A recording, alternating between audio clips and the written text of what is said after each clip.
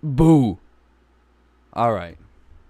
What's up, everybody? Welcome to something that I've never done before. And I'm hoping that maybe it sticks, because I would like to do stuff like this more often, because I am a voice actor, but I don't always have voice acting gigs. I also said jigs. Voice acting gigs, so I don't get to do it super often, and this would give me a nice little outlet to just kind of get all the demons out. You know what I mean? Okay, so what we're going to do tonight is I'm basically just going to go through the No Sleep. We'll read a couple creepypastas. We'll see how it goes. At some point, we might introduce alcohol. I don't want to do it just yet because it'll get to the point where I can't read. I mean, I'm already going to fuck up a lot, and I'm already going to half be able to read this half the time anyways because I do fuck up a lot. But let's hope tonight's good. But at some point, we'll introduce alcohol, and then depending on how the night goes, we might play a game or something at some point. But for now, we're just going to start on the story. So I'm on r/nosleep, and there's a whole bunch of stories on here.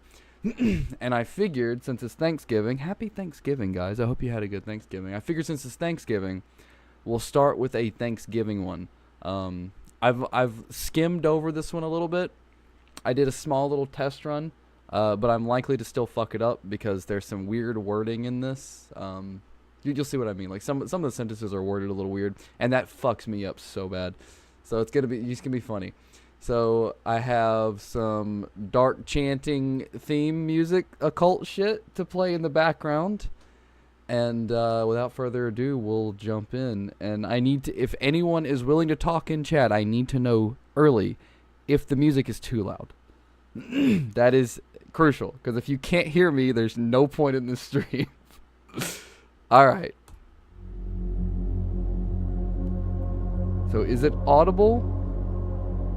And is it too loud?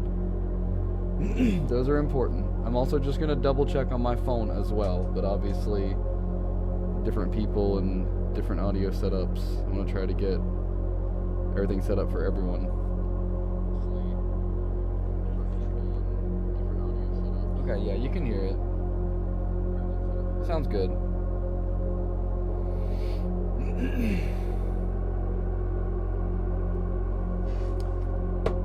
Okay. So without further ado, let's jump into the first story. I'm excited. It's gonna be fun. Let me get this off the screen. Alright. So by Madeline Sahara 20. Last year's Thanksgiving was a nightmare. It's been a year now. Last Thanksgiving started like any other. Chaotic. Coming home from a big family myself, I knew what I was getting into when our fourth kid was on the way, and part of that was understanding that now time has more of an abstract concept. Finally, Misha. I'm gonna say Misha. Finally, Misha, you made it. Did you sleep in? I plastered a fake smile, or a fake unbothered smile. Happy Thanksgiving, Mama. No, I didn't sleep in. I gave her a hug and moved on to my grandfather behind her, then aunts and uncles, brothers and sisters, and finally cousins. I took a breath and lugged all my coats into the living room. That's when I saw him. Who's that? I asked my brother. He paused, squished his face in confusion. I think he came with Vanessa. I asked my cousin, Vanessa. I don't know, but he's cute. Maybe he's one of Fern's friends? I asked her brother, Fernando. I asked my sister. No one could claim the stranger. Finally, I asked the one person who would know for sure. Mama, who's the guy on the sofa in the red shirt? She peered around the corner. Oh, I don't know, Misha. Did you ask Vanessa? She's always bringing new people in. She made a face and disappeared back into the kitchen. I was left with no choice. Hi there. I sat down next to the stranger. He acknowledged me with a small nod, but didn't speak. I introduced myself and shook his hand. I'm Brian, he said quietly. He added slowly, I work with Ronnie. Ah, I thought. I hadn't asked my niece Veronica. Oh, I haven't seen Ronnie yet, I said, looking around the room. She's not here. Oh, I said, caught off guard. She's not here? "You should call her," he answered, then excused himself. What was that? I whispered to myself. I called Ronnie, but she didn't answer. I caught up with my brother. "Hey, have you spoken to Veronica today?" I asked. He shook his head. "Not yet. She's supposed to call me when she gets out of work, but haven't heard anything from her yet." I couldn't shake the dreadful feeling. I called her again. I texted her. And I started calling hospitals. Why would he call a hospital? I get he's worried. Starting with the one closest to her job. This is ridiculous, I thought to myself. But was it? I had to make sure, so I could make that terrible feeling in my stomach go away. On the third call, the woman on the other end of the line validated everything I felt. "Yes, we have her here. She's been in an accident. Her phone wasn't on her when the paramedics brought her in, so we haven't been able to contact the family. She's in stable but critical condition." My niece passed away the next morning, with all of us by her side. It turns out her phone had flown out of the car on impact and was in such bad shape they weren't able to turn it on. If it hadn't been for Brian, we would have missed those last precious moments with my niece. Who knows when we would have known about the accident. I checked with Veronica's job, and they didn't have a record of any Brian matching my description. To this day, still don't know who Brian is, or maybe who he was. All I know is, as grateful as I am to him, I hope I never see him again. Ooh, spooky. That one, it wasn't bad. That was a little hard to follow. Like, it doesn't really explain at all who Brian is whatsoever. It's like, there's no, like, it's kind of all over the place a little bit. It wasn't bad, though. I feel like it needs a little bit more, like, consistency. Like, it needs, like, a bit more of, like, obviously you don't have to, like, blatantly say, like, everything, but it was, like, I'm not 100% sure, like, how any of that, like, fit together. It just seemed like a bunch of random events. Or it all seemed just a little bit too random. Let's see. What should we do next? I started reading this one. It's a little long, but maybe we can just do it anyways.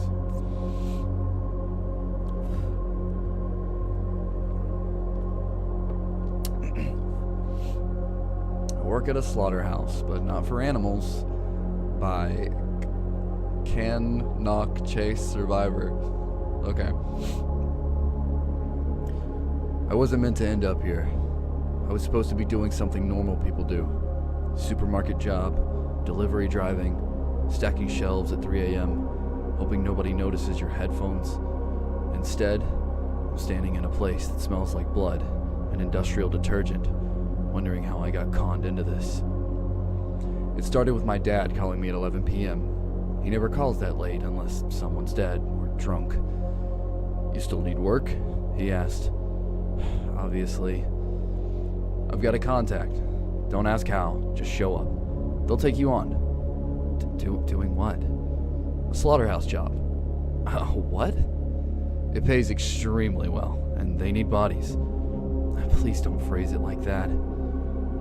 People. They need people. Just go. Tomorrow morning, be sharp. My dad's contacts include retired intelligence guys who talk like they still have clearance, and paranoid veterans who think pigeons are recording devices. Not exactly comforting references, but I was broke. You know that dry stomach feeling where hunger mixes with panic? That was my life. So, yeah, I went. The address wasn't listed anywhere. Maps acted like the road didn't exist. I had to follow some half-dead industrial track until the pavement gave up trying. The building itself looked abandoned. Tall concrete walls, no sign, no windows. Just a metal door like the entrance to a fallout shelter. I knocked, and the door swung open far too fast.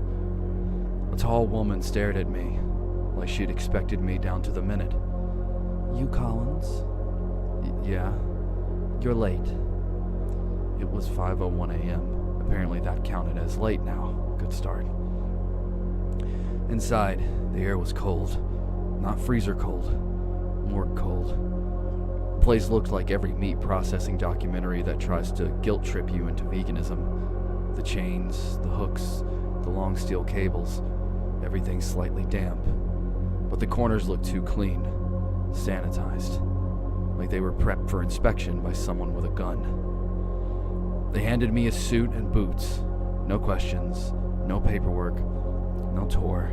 Just put this on, keep your head down, stay in your lane. What lane? I asked. Processing. Great.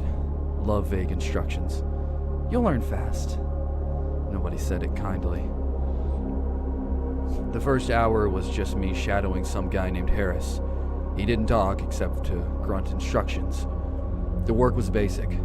Drag heavy carts from one section to another, spray down surfaces, move crates sealed with locks that weren't standard locks, military-grade stuff. One crate hissed when I rolled it over a bump, like something inside was exhaling. What's in them? I whispered. He didn't even look at me. You don't want to know. That's when the suspicions started creeping in. The hooks on the ceilings weren't animal size. They were too long, too wide apart. Some weren't even shaped right. Some weren't even shaped right to even hold livestock. More like limbs. And the tables were slightly angled downward towards drains. Big drains. You don't install drains that size for chickens. This wasn't a place where animals died. It was a place where things died. Things with weight. Things that bled a lot. My brain went straight to the worst case scenario. Illegal human slaughter. Organ harvesting. Black market operations. All those conspiracy theories about secret programs nobody talked about anymore, or nobody's allowed to talk about. The workers didn't help. They kept their eyes down, didn't chat, didn't do the usual workplace small talk. Just worked with that blank, I compartmentalize or I crack expression. One guy, massive, bald, tattooed arm sleeves, rolled past me with a stretcher covered with a black tarp. There was a shape underneath it. Human shape. I swear I could make out what looked like shoulders. I wasn't imagining it. That from Bay 2? Someone asked him. He nodded. Damn shame. The worker said. Young one too. My stomach dropped. I shouldn't have come here. Every instinct told me to get out, but rent doesn't give you instinct breaks. My job remained the same for days. Move the sealed crates, disinfect the tables, drag tarped carcasses without asking what the hell was underneath them. They kept the lights dim in the half of the rooms, like they didn't want anyone to look too closely. The sound inside the crates didn't help either. Thumping, scraping. Once I heard something like crying, a whimper. I tried to act like it was just the vent settling, but I wasn't fooling myself. Everything pointed to one conclusion, and the longer I worked, the more it felt true. They're slaughtering humans in here, and I'm part of it. One afternoon, they had me cart a load from Bay 4, the only room they kept locked at all times. The moment I was inside, the smell hit different. Not animal, not normal. Metallic, but cleaner. Strange. I pushed a covered rack toward the cold room when I tripped on a loose hose and instinctively grabbed the sheet to steady myself. It slipped halfway off, and I froze. There was a body underneath, but not a human one. Thin, tall, wrong proportions. The limbs bent in angles humans don't bend. The skin, translucent, stretched over veins that glowed faintly. No mouth, no eyes. Just a smooth ridge running down the center of its face like a sealed zipper. I stumbled back so fast I almost fell. The thing was breathing, shallow but real, rising, falling, a soft glow pulsing under its ribs. My supervisor appeared behind me, like she teleported. "You weren't supposed to see that," she said quietly. I thought this was a human slaughter, she said that, a human slaughterhouse. She actually smirked. That's what most new hires assume. Keeps them cautious. What the hell is this thing? Livestock, she said. Just not from Earth. She said it so casually, like she was discussing poultry. She walked past me and adjusted the sheet like she was tucking a child into bed. The wealthy want exclusivity. They want what others can't have. These creatures come from a place we don't advertise, a place the public isn't ready to know about. So we're butchering aliens for food?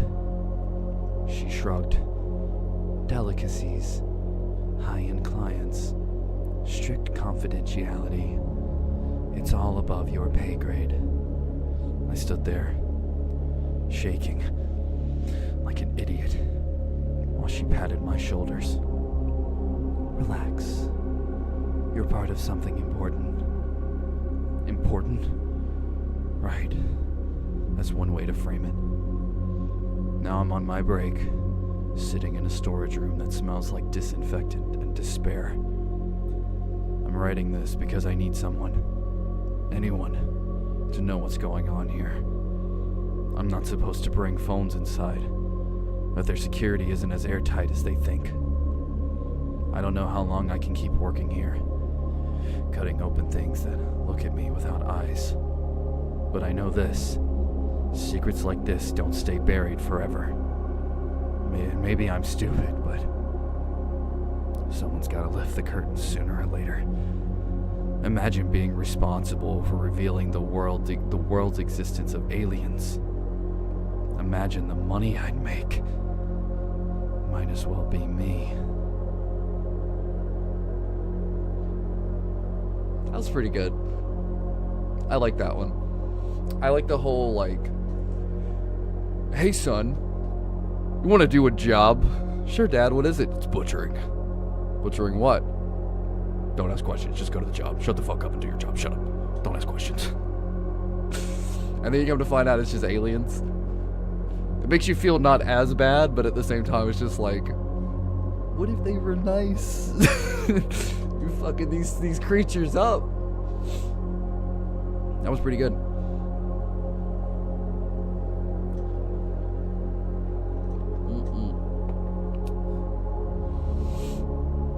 What should we do next?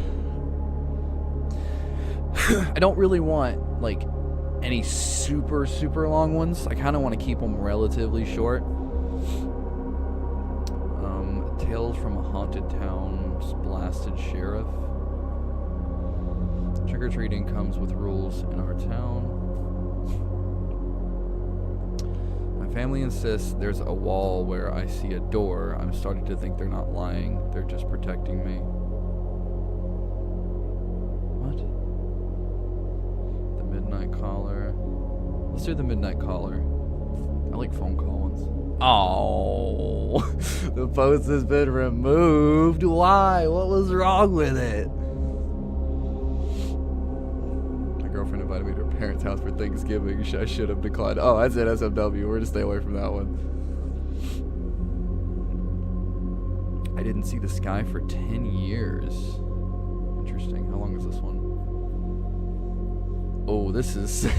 that's a super fucking long one. I don't know. Maybe we'll come back to it. Like I said, I don't want to do any too long ones. I'm a Catholic priest and one disturbing confession. Let's do that one. How long is this one? That one's not that long. Alright, let's try this one. It's by The Eagle Strikes.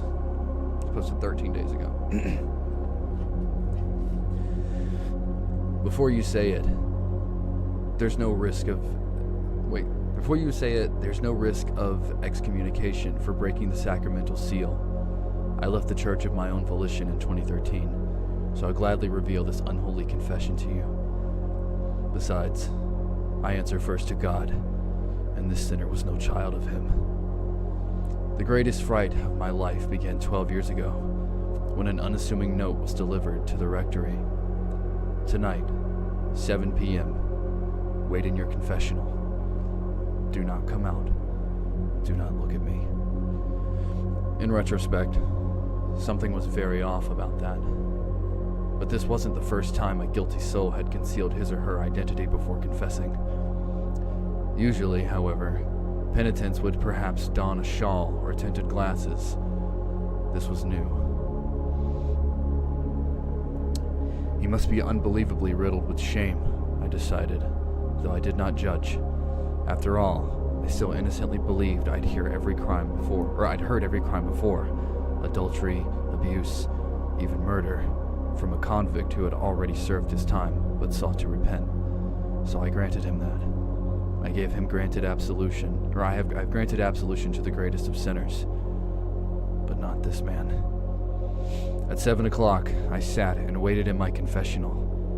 A shambly wooded booth with a rotted lattice divider afforded no penitence of discretion or separation between the priest and penitent during the sacrament of penance. Donations from my fellow Irishmen and Irishwomen had kept the lights on, but the church was falling into disrepair. Nevertheless, red drapes shielded the booth doorways. As I listened to the mystery note deliverer stride up the aisle, I hoped he would be appreciative for those curtains veiling his approach from my gaze.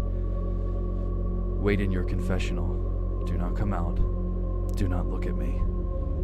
I was respecting his wishes. Was not questioning them nearly as much as I would have, or as I would have been opposite. I think I'm opposite. The man opened the curtain, and I kept my eyes down. I glimpsed only the outline of a figure in the light of the church before he drew shut the red fabric behind him. Darkness returned. Not that the candles provided much illumination anyways. The night had fallen beyond the stained glass windows.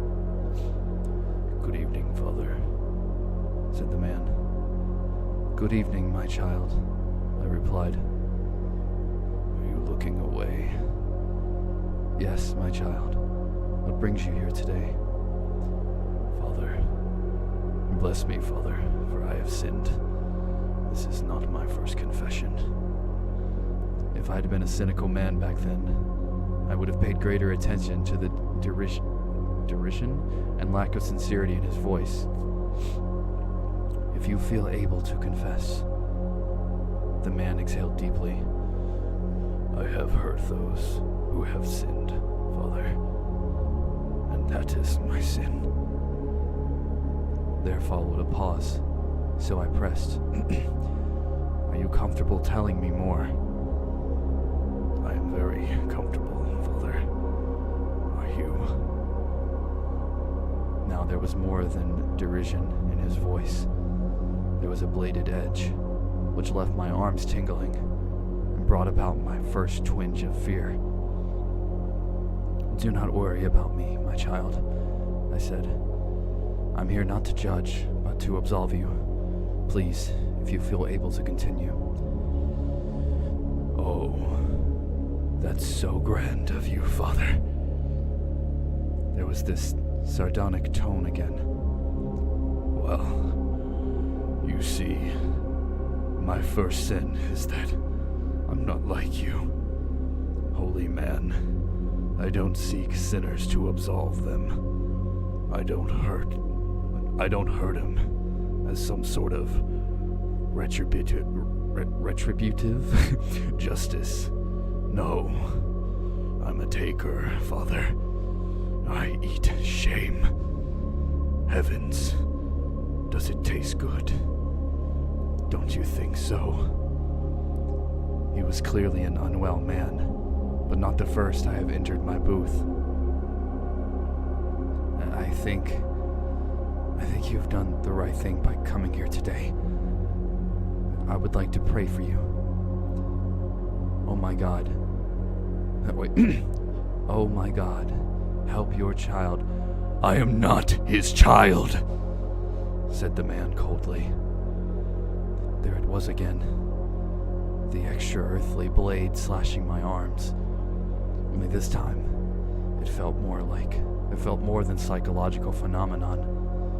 I examined my skin frantically, but found no marks. Found no knife working through me. None of this was right. For the first time in my life... Shut up, phone. For the first time in my life, I did not feel God's presence in that church. In the name of the Father, the Son, and the Holy Spirit, I eventually continued, voice fragile, as I wrestled with the wrongness of the man on the other side of the booth. With God's grace, I pray to find penance, absolution, and a life without sin. Amen.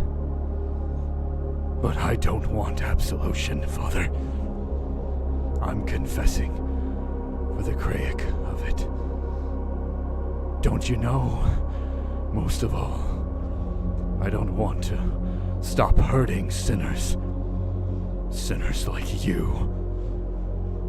That unseen knife tore into me again, and I looked down for a second time.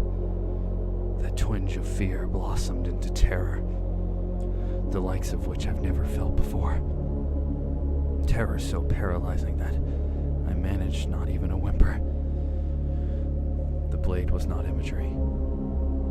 A growing pool of blood stained the inner sleeve of my black cassock, and I rolled them up, revealing gashes running down the length of my forearm. Gashes still being cut by that spectral weaponry. I had long believed in miracles, but this was an abomination. The man cried out in laughter. Absolution! I feel it in my bones. Grand. So it is. Thanks be to God. Here, what about you, Father? Have you confessed? That question cut nearly as sharp as a blade, and I ignored it, clawing at my arms, bleeding, as fresh wounds were forged by that invisible blade. I fell to my knees and considered lifting my head to look at the lattice. Considered looking at the... I wouldn't be doing that if I were you, Father, warned the man, blessed or cursed with psychic perception. What are you? The devil? No devil here, Father. No God. Nothing and no one to absolve you. I told you. That's what I do. Then what? Or that's not what I do. Then what do you do? I eat shame, he growled. Now confess, or I make things so much more terrible for you.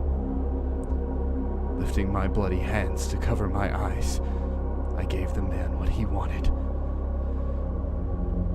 Bless me, oh my God, for I have sinned. I began. I was 8 years old. Rihanna was my first love, but she liked Finley, not me. I knew as much when he broke his arm, and she drew a love heart on his plaster cast. I was envious, so I spread a rumor of Rihanna had kissed Finley behind the bicycle shed. Gossip was a dangerous thing in my small village. She and her family had to move away because folks started treating him cruelly. They called her the worst things. Little whore, the man said. Oh, these are Irish people. And Finley was the whore fucker. I guess it's supposed to be whore. Do you know that? The penance wasn't something. Wait, is this him talking? No. Or how? Or hey, okay. How do you know that? The penitent wasn't some former classmate of mine. I knew that from the wounds supernaturally inflicted on my arms. I whispered, "Who are you?" Ask me that once more, Father, and I'll pull back the red curtain to show you. But you won't like that. Trust me, it's for your sake. Finish the story. I blubbered. I always blamed Connor and Sean for what came next. They said Finley needed to be put in his place for taking your girl. Not that she'd even been mine. Connor told Finley it was a shame his arm had healed because injuries win the girls. So my two friends took their penknives and started cutting both his arms. Cutting and cutting and cutting whilst he begged them to stop. And what did you do, Father? I was becoming too lightheaded to speak or even cry.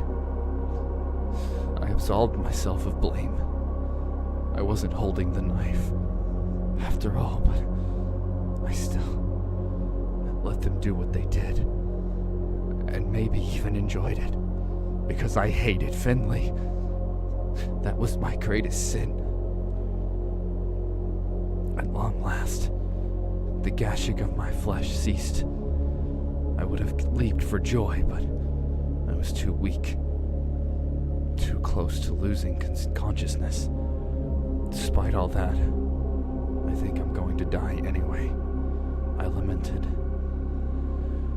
The man laughed.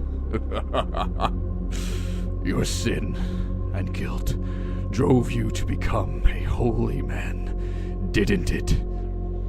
Look at you, Father, a sinner, cleansing sinners. We are all sinners. I absolve thee, sinner, the man mocked. I'll be leaving now. Bless you, Father, for tonight's meal, your guilt, your delectable disgrace.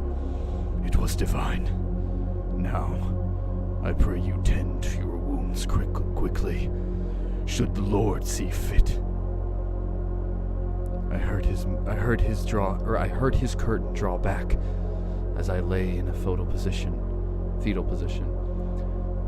eyeing the bottom of my own curtain. A slither of light was visible on one side, cut off momentarily by the shade cast from the figure exiting the booth. I was tempted once more to peek. No, the man advised. Farewell. As he walked away, all seemed safe. I fumbled for the phone in my trouser pocket, below the cassock, to call an ambulance, but there was one final statement, one final terror. Until we meet again, Father. That was good.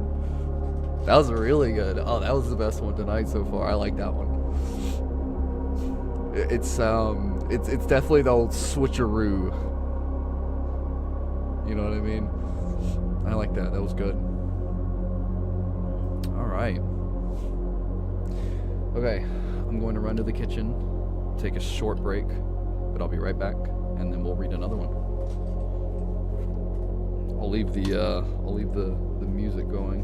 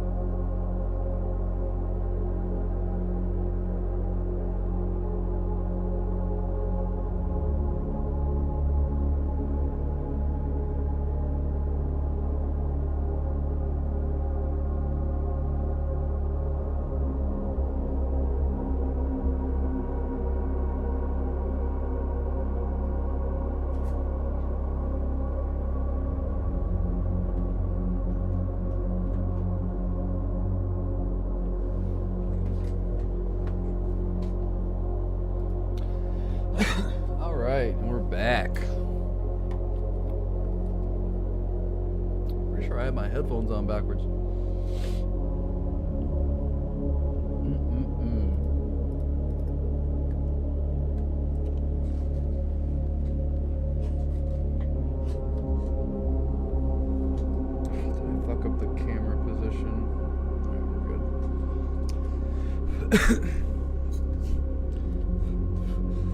Okay, which one should we do next?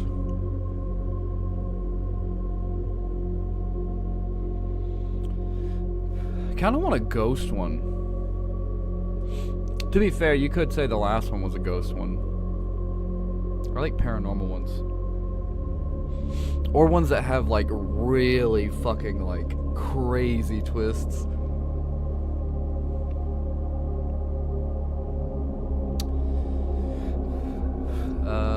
Look at this one. Delivery stories are always pretty good. Oh, no, not that one. I'm not reading all that. Holy shit. What's that one? Okay, what is this one? Woman in the trees.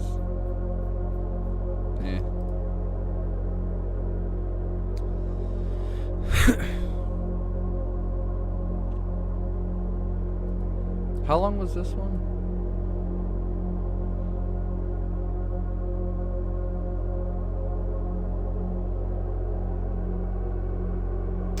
Pretty long. I do kind of want to do that one.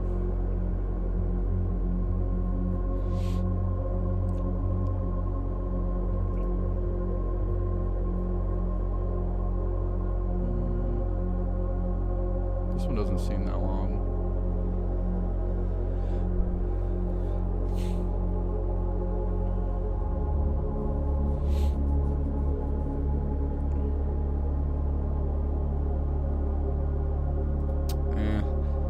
Find a ghost one. I'm haunted by the sun. Hey, what's up, brother? How's it going? We're doing creepy pastas. Well, just scary stories, but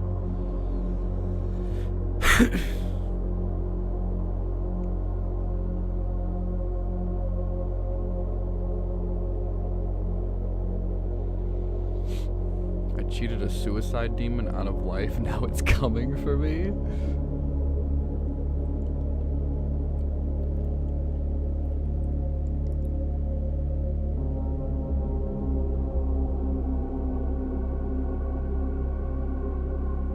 Ooh, I want to do this one. I just got sleepy. It's 4:22 a.m. I should hear it while I sleep. That's true. You should just let this go while you sleep. How long is this one? Oh my god, I'm looking for ones that aren't like 30 paragraphs long. Like, I don't mind reading a bit, but like, I don't want to spend the next hour on one story.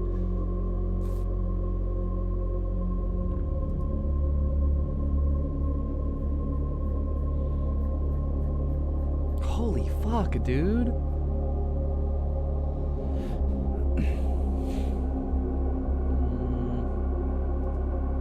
Ooh, okay, here's a ghost one. And it's not even that long. Let's go. Alright, so by Tawny Owl 31. I worked night shift at a nursing home last week. Something started hunting us. Let's restart the music. Good night, chat. It was a calm afternoon in autumn, and I was walking along the river towards the nursing home near the edge of the city. I'd always had night shifts on Mondays, but I didn't mind. I actually liked my job quite a lot. The residents were very nice, and I really felt like I was having a positive impact on their lives. Whenever I didn't have to care for residents, I played board games and talked with the people living here. They loved the company of me and my coworkers. I arrived at the door and showed my ID to Jim, our security guard. A wonderful sunset today, I cheerfully greeted him. He answered with a warm smile and held the door open for me. Upon entering, I put my coat in the locker and headed for the staff conference room, where the day shift always gave the night shift important information about the day. Most of the time, the most important information was the weather forecast of the morning. This time, it was different. Deanna, a colleague working part-time while attending university, told me that Miss Strauss had had trouble sleeping last night because she heard footsteps outside on the corridor all night. This was probably due to the pipe leak in the nearby bathroom. The water dripping on the floor could almost be mistaken for footsteps. After chatting a bit, the day shift started leaving. I was left with 2 other night shift colleagues. Normally we would be 5, but the others had called in sick, so we had to work a bit harder tonight. After doing a routine check on all residents, I headed for the dining room along with most others. I talked to a group of old ladies about the latest celebrity gossip, as well as Mr. Garcia, who proudly presented me with the scarf he had crocheted over the last couple of days. It was always nice chatting with these wonderful people. I saw Miss Strauss in the corner of the room and sat down next to her. She looked exhausted and a bit frightened. I tried to start a conversation to distract her, but she stayed silent. After sitting there for a minute, she started talking. Her hand was twitching.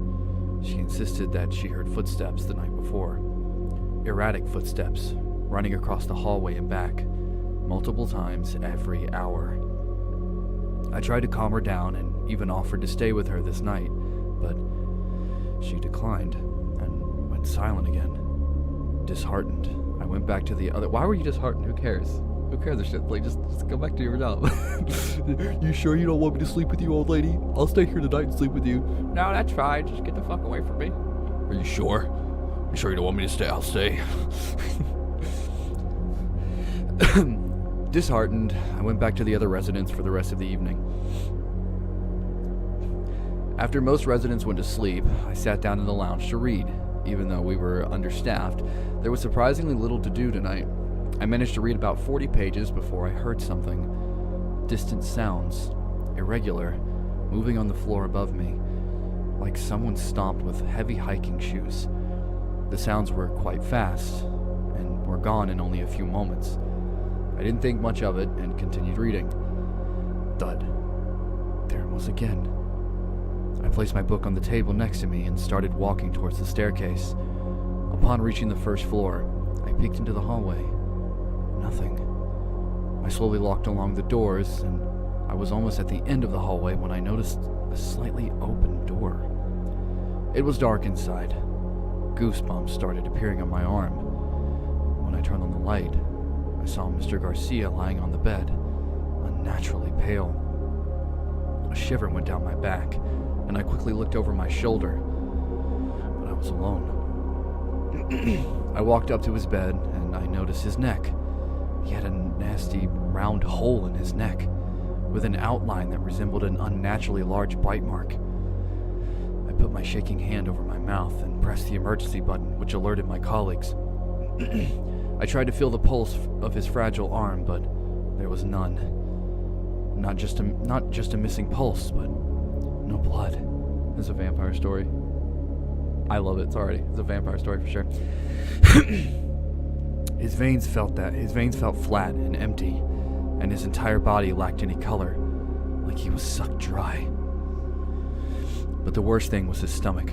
Something had ripped big chunks of flesh out of the side of his belly, and parts of his intestine were falling out. You didn't notice this before? How did you not notice this when you immediately walked up and seen his neck? That wasn't the first thing you noticed? I feel like that'd be the thing that stuck out the most.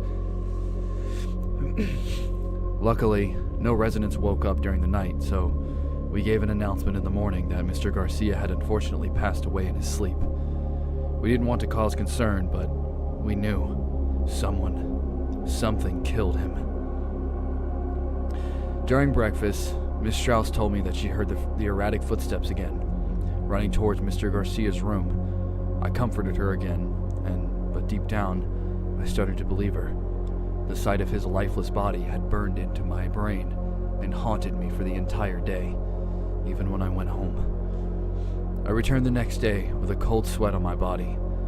The evening went normal, but when the residents went to their rooms, I was scared. I felt watched constantly. Suddenly, a red light came on in the lounge, signaling that a resident had pressed the emergency button. It came from Miss Strauss. I ran upstairs and threw the door open, finding her sitting on the ground. Under my bed, she muttered. I found it when I dropped my glasses. I slowly lied down to look underneath her bed. I gagged. Under the bed was a human hand, severed by what seemed like brute force. I crawled back from the bed, shivering. Moments later, my colleagues, who also saw the emergency light, arrived. They were just as shocked and confused as I was. We didn't immediately find out who the hand had belonged to, but one of the residents, Mr. Taylor, was missing entirely and nowhere to be found. After this incident, the stories quickly spread throughout the nursing home. Some residents temporarily moved to their families. The other two night shift colleagues quit, but I stayed. I didn't feel comfortable with leaving the rest of the residents alone. They were relying on the staff to take care of them. I want to come to work with a steak tomorrow.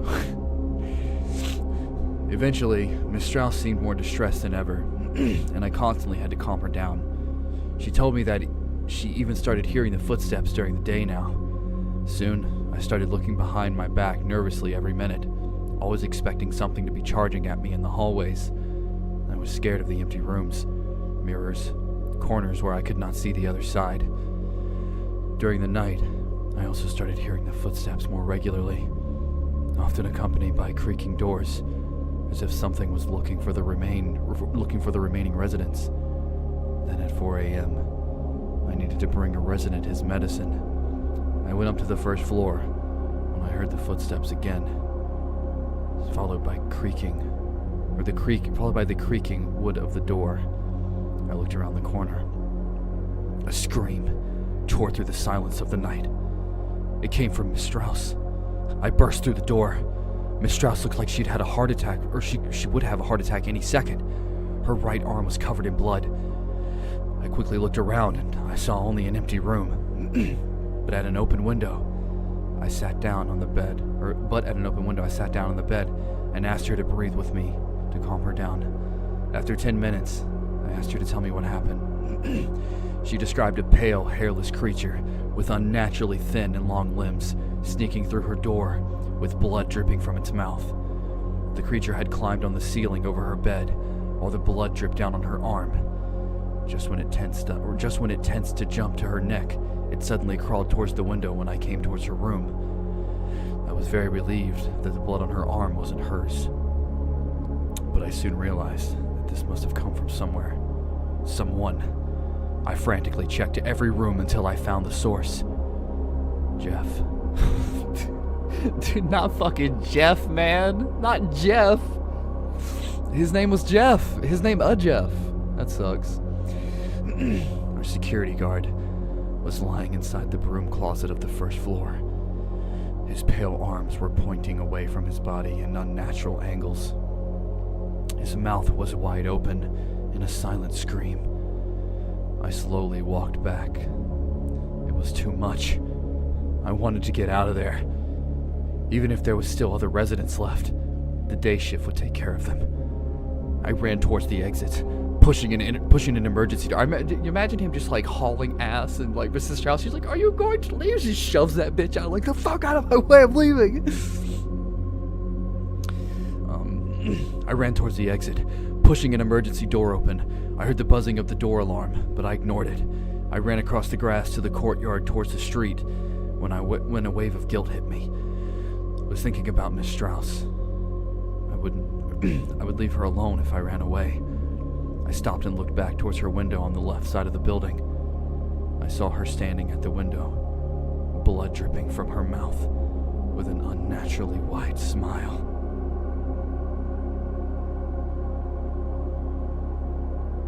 Bro, Mrs. Strauss was a vampire. She was a vampire, dude. Dude, Mrs. Strauss drank Jeff. That one was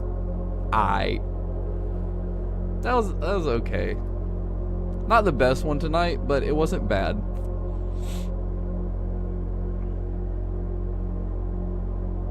Ooh. How long is this one? Whatever, we'll read this one, it's fun. This is by Elliot Price. I found a stack of Polaroid pictures hidden in my son's Halloween candy. Someone's been stalking us. Dear God, someone's been stalking us. Quick, son, get your candy. We're getting the fuck out of here. Grab the Snickers. God, I love those Snickers. Okay.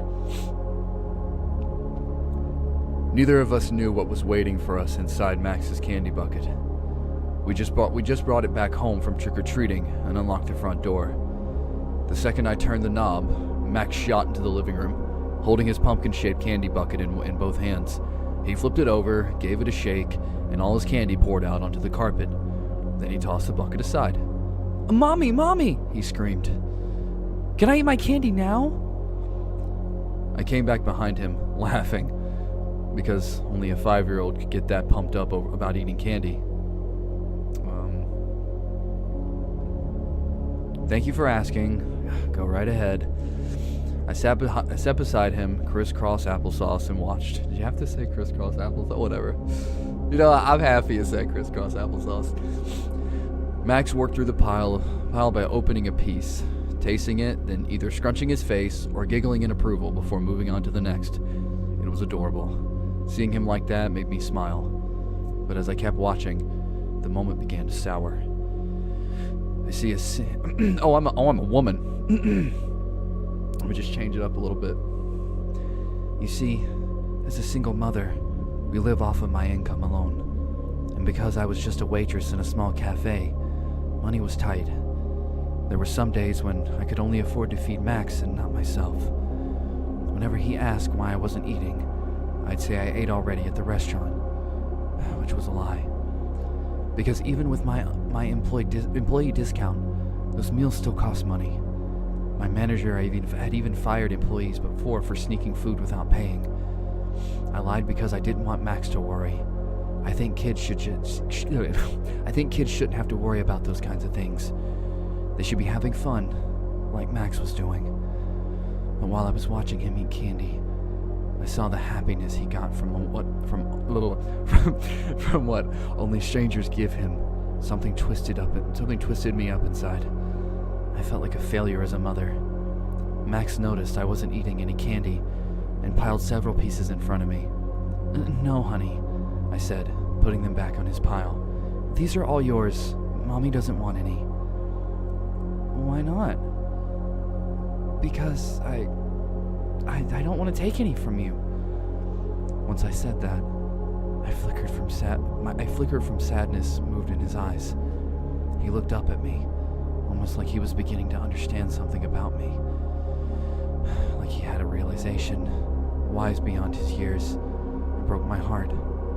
Okay, I said. Just one. You choose. Max smiled. He covered his little fingers over the pile, carefully weighing his options, and stalled over a Reese's peanut butter cup. Oh, copyright. I gotta be careful. He squeezed down and lifted underneath, the corner of something jabbed out. It looked like a small stack of paper.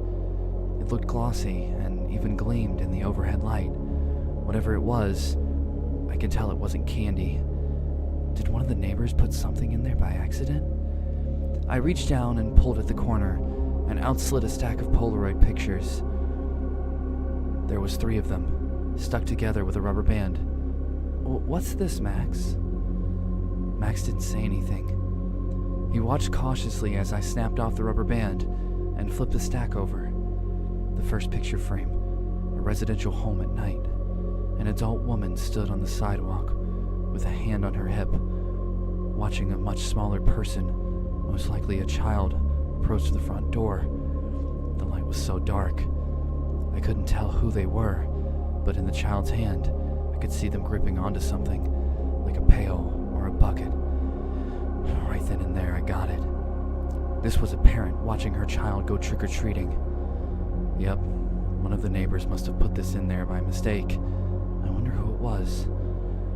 I flipped to the next picture. I actually recognized the subject of this one. It was my neighbor, Terry, standing at his open front door. Someone was just hidden just beneath the frame held up a bucket, and Terry, smiling warmly like always, dropped a few pieces of candy in. Something about that bucket caught my eye. I studied it, noticing its circular shape, and realized it was designed to look like a pumpkin. My eyes drifted over to Max's pumpkin-shaped bucket on the carpet. My heart skipped a beat, but I didn't want to jump to any conclusions. I flipped to the final picture. It was a shot of an open window, taken from behind a bush. A few out-of-focus leaves dangled in the foreground, but in sharp focus, right in the center of the window, was my son's smiling face. I was behind him, zipping up his costume just before we went out for trick-or-treating. We were standing inside this very room. "Max?" I said, keeping my voice as calm as possible. "Which house gave you these?" Max scrunched up his forehead while he thought. He shrugged. Then he reached for another piece of candy. I blocked his hand. "Stop! Don't eat any more of that!" I stood, glanced around. I was beginning to panic. "How come?" "Because I said so. Don't ask questions right now." Max began to cry. I ran to the front door to check the lock. It was already set. But, I just taken my son trick-or-treating. Someone was following us. They took pictures of us, then dropped those pictures inside his bucket. We only went around our neighborhood, so it had to be one of our neighbors. Who did it? Was this someone's kind of joke? Or sick joke? Or was this them really stalking us? What do I do? I looked past the living room and into the kitchen. My phone was on the island counter. I raced over and dialed 911. It rang twice and the operator answered. 911, what's your emergency? Yes, Max interrupted, tugging on my leg, crying for me to let him eat more candy. Honey, I'll buy you more candy, but Mommy has to be on the phone right now. 911, the operator repeated. Please state your emergency. Yes, we need help, please. I think someone's stalking me. The operator took down my name, address, and details about what happened. 10 minutes later, 2 officers were at my house. One shone a flashlight around my property, while the other one, a young, taller officer, came to the door. He introduced himself as Officer Dan. Bro, it's not Dan. and said, wait, I got lost. Officer Dan, and asked for the photos. I'm Jenny, and this is all of them, I said, handing them over. He took them with a glove, and gloved them with a gloved hand and scanned over the first one. While I waited, I felt Max stirring behind me. He was hiding behind my leg, peeking up at the officers. Officer Dan flipped the second one, looked at it, then cleared his throat. Who's this man here? That's my neighbor, Terry, but it couldn't be him. He's a good man. I'm sure he is, he said. He flipped to the final picture. He studied it, and as he drank in the details, the faint lines around his eyes sharpened. He looked down at Max, then up at me. So, what's gonna happen now?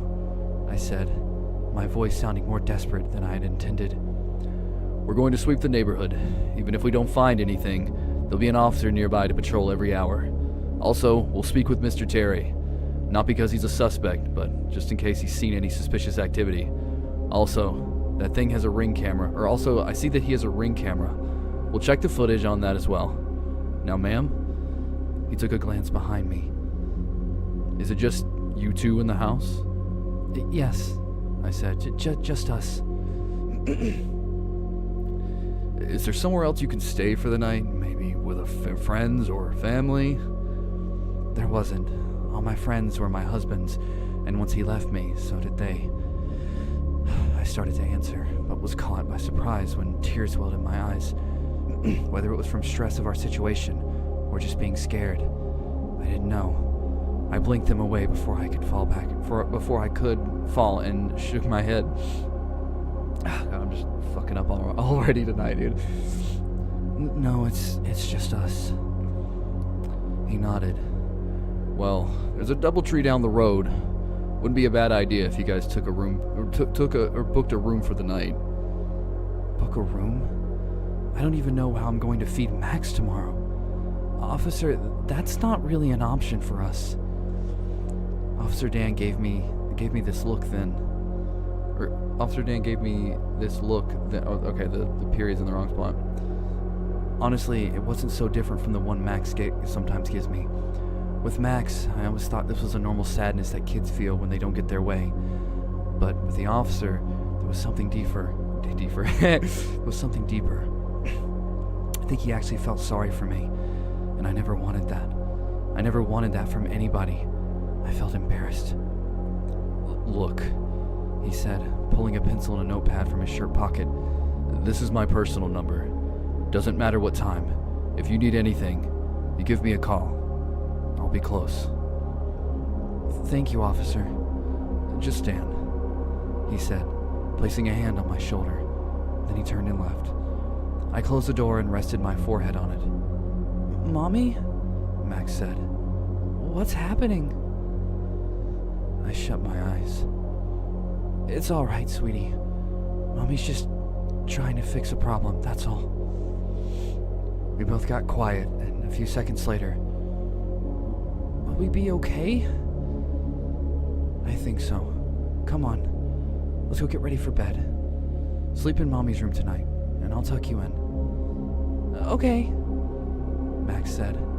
He ran up the stairs without a care in the world. I put Officer Dan's number on speed dial. Then I checked every door and every window to make sure the house was totally locked down. Dude, Dan's gonna be the person. I got a feeling Dan's gonna be the guy that's gonna be the stalker. You watch, I'm calling it now. Half an hour later, I tucked Max into bed, kissed him goodnight, and closed the door behind me. My phone buzzed in my pocket. It was Officer Dan. He told me the neighborhood was clear, but they'd keep a close watch on my heart. Keep a close watch. My heart sank. I had hoped they would have caught the bastard, and we could put this whole mess behind us. All the same, I thanked the officer and told him goodnight. Sleep was out of the question. Instead, I'd fix a cup of coffee and sit up all night. And if I heard so much as a twig snap outside, I was calling the cops. I headed downstairs to start on coffee. My chest tightened with anxiety. He was still out there, and I just knew it. Probably even close by. What if he was standing outside the house at this very moment? I caught myself biting on a fingernail and stopped. That was a bad habit I developed when I was a kid, but nowadays it only flares up during moments of high stress. I passed through the kitchen and opened the cabinet, fishing out both my Maxwell House coffee grounds and a filter. I loaded the filter, dumped a few scoops, and hit brew. Then I stood there for a moment, feeling myself wanting to cry again. Damn it, Jenny. Now's not the time to get emotional. You're an adult here, hold it together. Something on the island countertop beside me shined in my periphery. I glanced over, then I stared for a long time in disbelief, trying to make absolute certainty that my eyes weren't deceiving me. Sitting right there on the countertop was a fresh set of Polaroid pictures. That was impossible. I'd given the officers everything I had. Was I losing my mind? I reached out, almost scared to touch them, and gently picked them up. In the first picture, Max was hiding behind my legs while I spoke with Officer Dan. Only this shot wasn't taken in an open window. From outside the house. It was taken from behind us, from inside the house. My mind struggled to process what I was seeing. There was no way an intruder could have entered the house and taken a picture with an officer standing right there. I flipped to the next one. This one was of me in my bedroom, tucking my son into bed. And the way it was shot looked like something only possible in a dream. It was captured from a bird's eye view, directly above our heads. A blade from the ceiling fan even cut into the edge of the frame. Because it was taken so close to the light, the shot was overexposed, which put a hazy kind of filter over it. This defied all logic. To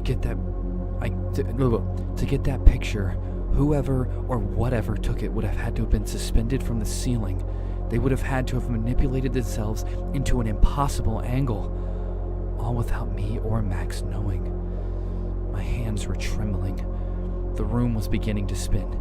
Terrified now, I flipped to the final picture. It was of me, my back facing the camera, standing in my kitchen. I was looking down, studying something in my hands, just like I was now at this very moment. This shot was taken so close behind me, whatever had taken it could have reached out and touched me. I needed to get Max out of the house, right now. Click. Something snapped, directly behind my head. Then the room went quiet again. My mind took a moment to register what it even was. But slowly, a sick realization slithered up from the pit of my stomach. What I had just heard was the shudder of a Polaroid camera. The camera's inner mechanisms hummed as it worked to print out the picture. I froze. I stopped breathing. In a desperate attempt, I tried reasoning with the intruder. "What do you want?" I cried, listening for a response. Still holding the picture in my trembling fingers, there was no reply. The picture finished printing, and whatever was behind me stood perfectly still. Several seconds ticked by. It was waiting for me to turn around. Or was it waiting for me to turn around? Across the counter, against the back wall, was a block of the kitchen knives. I wish they were closer, but they were way out of reach. Depending on what happened next, maybe I could get to them. But for now, I would have to turn and face whatever was behind me head on. One slow inch at a time, I turned my head, my heart pounding in my chest. I expected to be stabbed, or choked, or grabbed at any moment. I turned a little bit further, then shot a glance back. The kitchen was empty. I exhaled, but a new fear, a much greater one than before, exploded inside of me. It's going to get Max. I dropped the pictures and shot around the corner and ripped out the biggest knife from the block. Then I dug out my phone and hit call on Officer Dan's contact. Call failed. I tapped the screen several more times. Call failed, call failed, call failed. I slammed it on the counter in a fit of anger. Of all the times for my phone to not work, of course it would be now. I had no other option. I have to run upstairs and get Max myself. Which, to be fair, you should have just did to begin with. I moved through the downstairs with the knife aimed in front of me. I checked every corner and every piece of furniture I passed. I sprinted up the stairs, then through the upstairs hallway towards my bedroom. I pushed the bedroom door slowly, horrified that it had already beaten me there. Thankfully, Max was under the covers, safe and sound. I peeled the blanket off and scooped him up in my arms. "Mommy?" he said, rubbing his eyes. "Shh, stay quiet, stay quiet." He wrapped his arms around me, and I put his head on my shoulder. I crept over the door and peeked into the hallway. Empty. I carried Max down the hall towards the stairs. If we could just make it out the front door, I'd run straight to the neighbors and call the cops from there. Just a short trip down the stairs and through the living room. We could do it.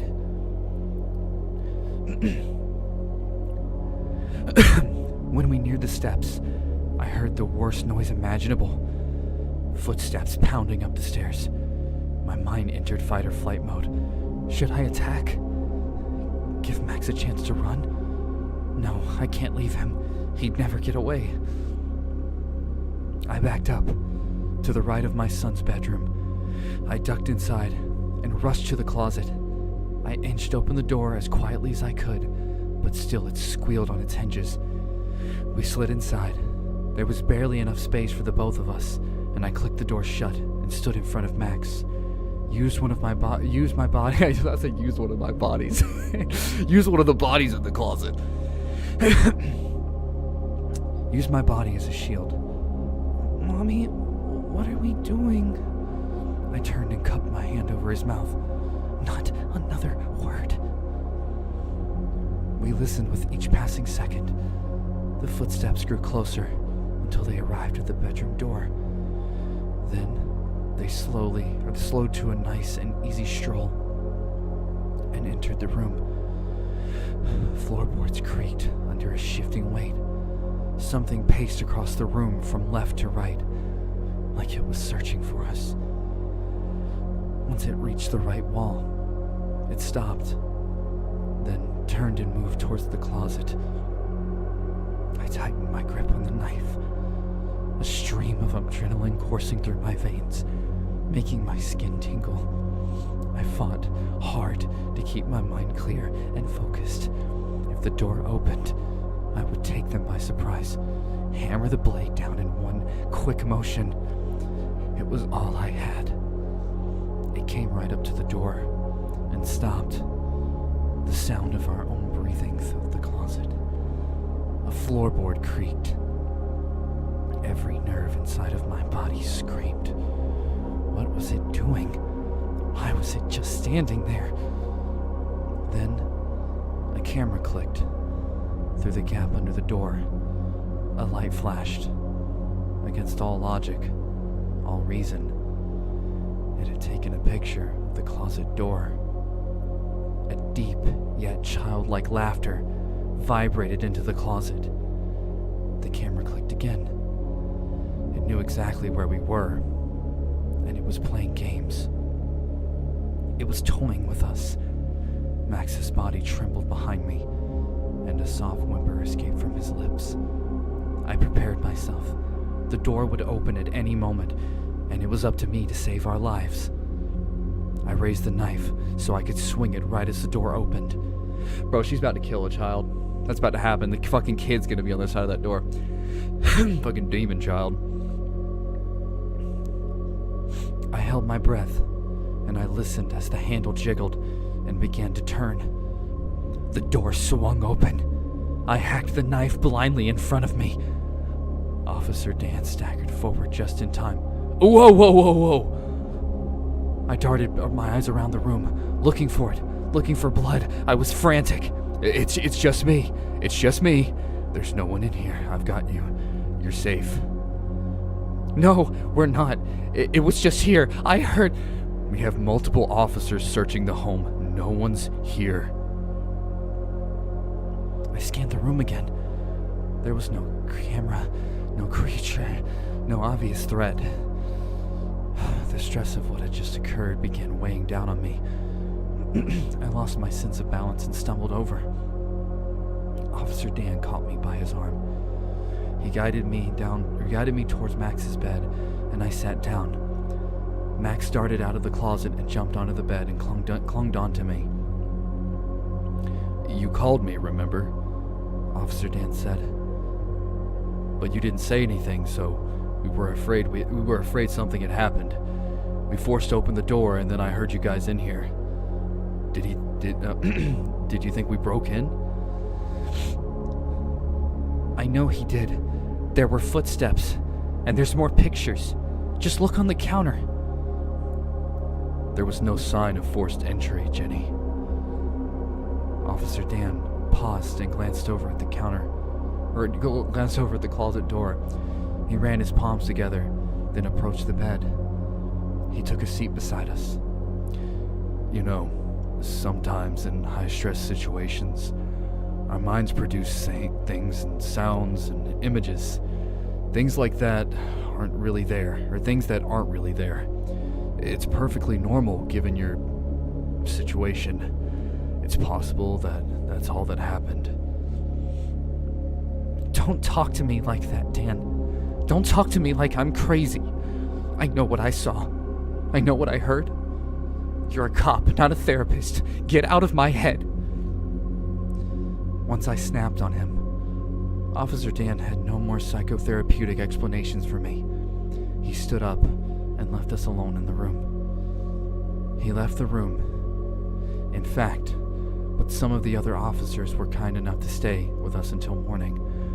For the rest of the night, there were no signs of the intruder.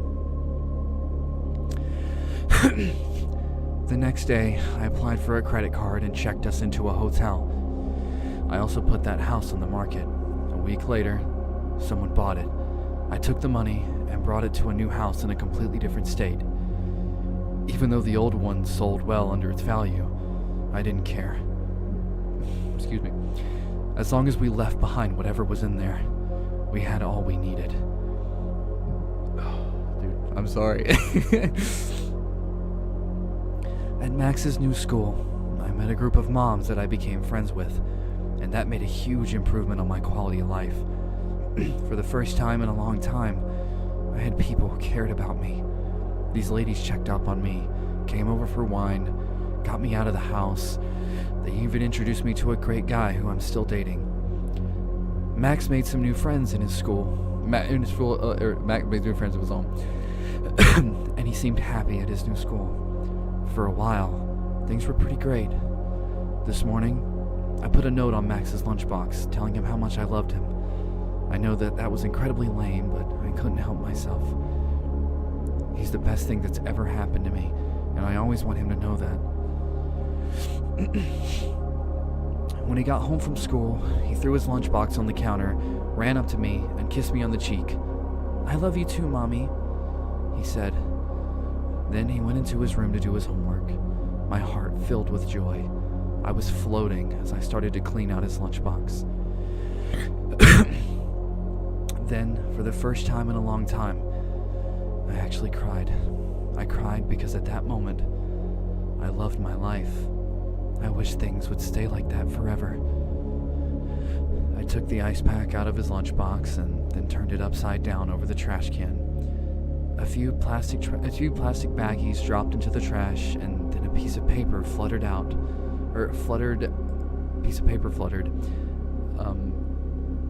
Out paper? Or whatever. Made out of a different material than the one I had written the note on. This one was glossy, small, and square. It was a Polaroid. Violent images flooded my mind. The flash under the door, the camera click, demonic laughter. I leaned against the wall. I was having trouble breathing. Calm down, I told myself. Calm down, breathe. That's it. Maybe it's just something Max was working on in class. I fished the picture out of the trash. It was taken inside a classroom. Kids sat next to their desk, talking amongst themselves. It was all normal enough, but then I noticed the angle at which the photo was taken. It was taken from the back of the classroom, shooting down at the kids' heads, almost like it was taken from the ceiling. Centered in the picture, held in sharp focus, was Max's smiling face. He was captured mid-laugh. I screamed. I dropped the photo.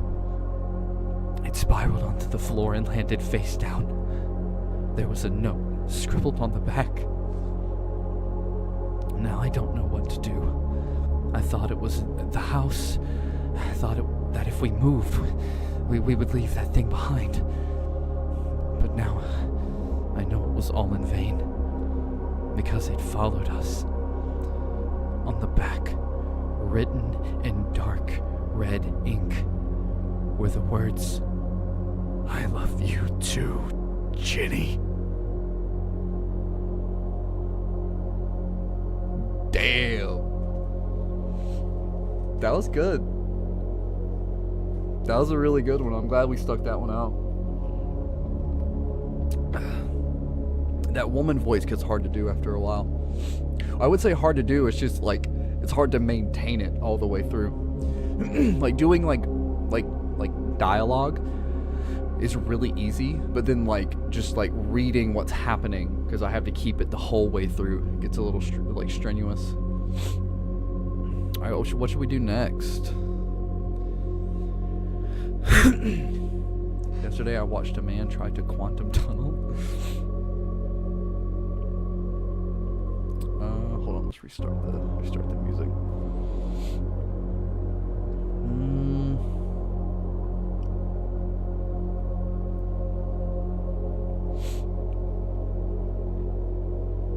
The heart is a lonely housekeeper.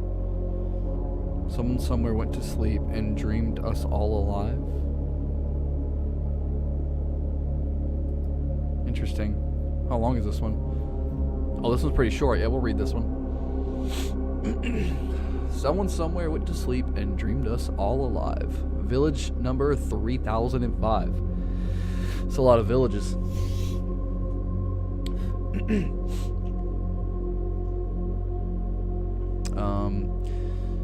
I shouldn't post this here. L money signs or whatever told me this was a bad idea. She told me it would only serve to further isolate me. That I'm attempting to spread my delusion to arbitrary, unconsenting victims. But the thing is, she's not seen what I've seen, and never once has she done what I've done, and she will not do what I will, or do what I will do one day. I received text messages 2 weeks ago.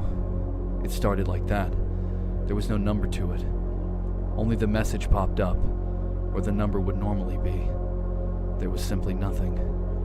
The message was, at the laundromat on Old Rainbow Road, past Swan Creek Ridge, twilight. Which meant, in absence of any specific date, tonight. I called maybe Mother, maybe Mr. Man. I'm gonna say Marcus. I called Marcus immediately because he used to be my psychiatrist, and I had told him one day this message would come. It's talking to me again, I told him. The minutes drew near to the hour of lengthening shadows. He reminded me that the last time the Cry House was talking to me, but he said those words, talking to me, in a verbal equivalent to scary quotes and mocking tones of enlightened professional, that I had lost control. We don't need to take this. We don't need to justify our existence straddling two worlds to the pacified degenerates who exist only in one. Is this one written weird, or am I just retarded? I mean, it might be a little bit of both. Last night, I made a small mistake. Last time I went to the window, and the window was open, and that meant to go downstairs. Okay, this one's got really bad like punctuation and stuff. I don't want to read this one because I'm just gonna keep fucking up constantly, and that's not gonna be fun to listen to. Let's find another one so I can start reading it really bad, and then we find out it was just me the whole time.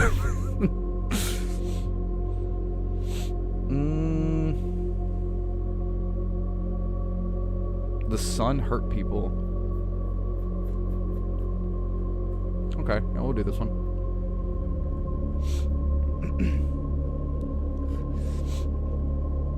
This was by Parasitic Inflection. It's quite the username. It started just hours earlier. The family had just gotten home from a trip out to the beach. I had elected to stay in my room and play video games during that time for obvious reasons. Dad and Jamie were fine, but Mom had a wicked sunburn that spread from her left shoulder down to her lower back. As Dad looked over her, he noticed a few things that, while not concerning, would require maybe a second glance. Jesus, Susan, looks like 3rd or 4th degree burn. I think we ought to take you to the doctor. My mother insisted she was fine, but that turned out to be a lie a few hours later. She had gone to rest in her room, and the rest of us could hear her moaning and crying out in pain. My dad wasn't going to sit by and let it happen. He elected to take her to the ER. You guys go in your rooms. I'm taking your mother to the doctors whether she wants to go or not. Those burns are bad. So into our rooms we went. I had plenty to do in the ways of entertainment. I wasn't sure about Jamie, but his intentions were made clear when he knocked on my door. Hey Sam, you got 2 controllers, yeah? Think we could play something together? Sure. And so, for the next few hours, we played whatever we felt like. It was Friday and almost summer, so we didn't really care about having a bedtime. The call came at 10:47. It was my dad. The phone buzzed and I immediately answered. Dad? What's going on? Is Mom... Wait. I think he meant put me on speakerphone, Sam. Okay? Dad was now able to communicate with both of us. Boys, your mother, she's not doing well. We thought there was 4th degree burns, but it's looking more like one that doesn't exist. Not officially, anyways. Jamie spoke up first. Then what is it? It's not really an official term, but the doctor said it looks like it might be closer to the severity of what would be 5th degree burn. What does that mean? I asked. I could feel the nervousness through my shaking in my voice. Well, we did some tests, he said, taking a break so he could continue talking without any issues. It looks like the burns didn't stop at just the bone. Jamie and I looked at each other. I spoke first. The hell does that mean? It means, he said, cutting himself off before finally speaking again. It means that it somehow reached the marrow of her bone. The sunburn is affecting her bone marrow. We had to take a second. Whatever sun exposure Mom had experienced was so extreme that it only burned her down, or that it had not only burned her down to the bone, but it burned her on a level that isn't medically classified. I had to ask, how does it look? My dad had only 2 words to say. It's bad. It's fucking bad. Good. Kids, it's fucking bad. Mom's dead. He didn't end up telling me the details until later. I heard an agonized scream from the other end, and it wasn't hard to connect the dots. Hey, I'm gonna go, or I'm gonna let you go. Jamie and I, we can take care of ourselves. Or, oh, that's the kids. Hey, I'm gonna let you go now. Jamie and I can take care of ourselves. Don't worry about us. Okay, boys, just stay inside. Especially you, Sam. I'll check in with you guys in a few hours. God, I think I'm starting to develop sunburn too. Shit. And with that, he hung up. Jamie turned to me. Dude, what the hell happened to Mom? I don't know, man. And it's not normal, though. Burned inside the bone? I don't think... that's not normal. No, it isn't. I think we just have to wait and see what happens with Mom and Dad. Yeah, he replied. I noticed a hint of nervousness in his voice. Something wrong? I asked. He exploded. Yes! I was out there with them. I went out into the goddamn sun, Sam. I was exposed to it. Now, I'll say I wasn't exposed nearly as much as Mom, but still, I think we should check me for any signs of sunburns. Please? I didn't think anything was seriously wrong with Jamie, but I wanted to make sure he was okay. I obliged and checked him. Sam, what does it look like? I think you're fine, Jamie. Just how much time did you spend in the sun in relation to Mom? She was sunbathing while Dad and I went swimming, so you do the math there. Gotcha. So you weren't too terribly exposed. Not saying you weren't exposed, just that it wasn't as bad as Mom? Yeah. Oh, okay, looks fine to me. Are you sure you actually spent any time in the sun? I can't see any exposure anywhere. My voice caught in my throat. Sam, what's going on? Shit. What? On your back.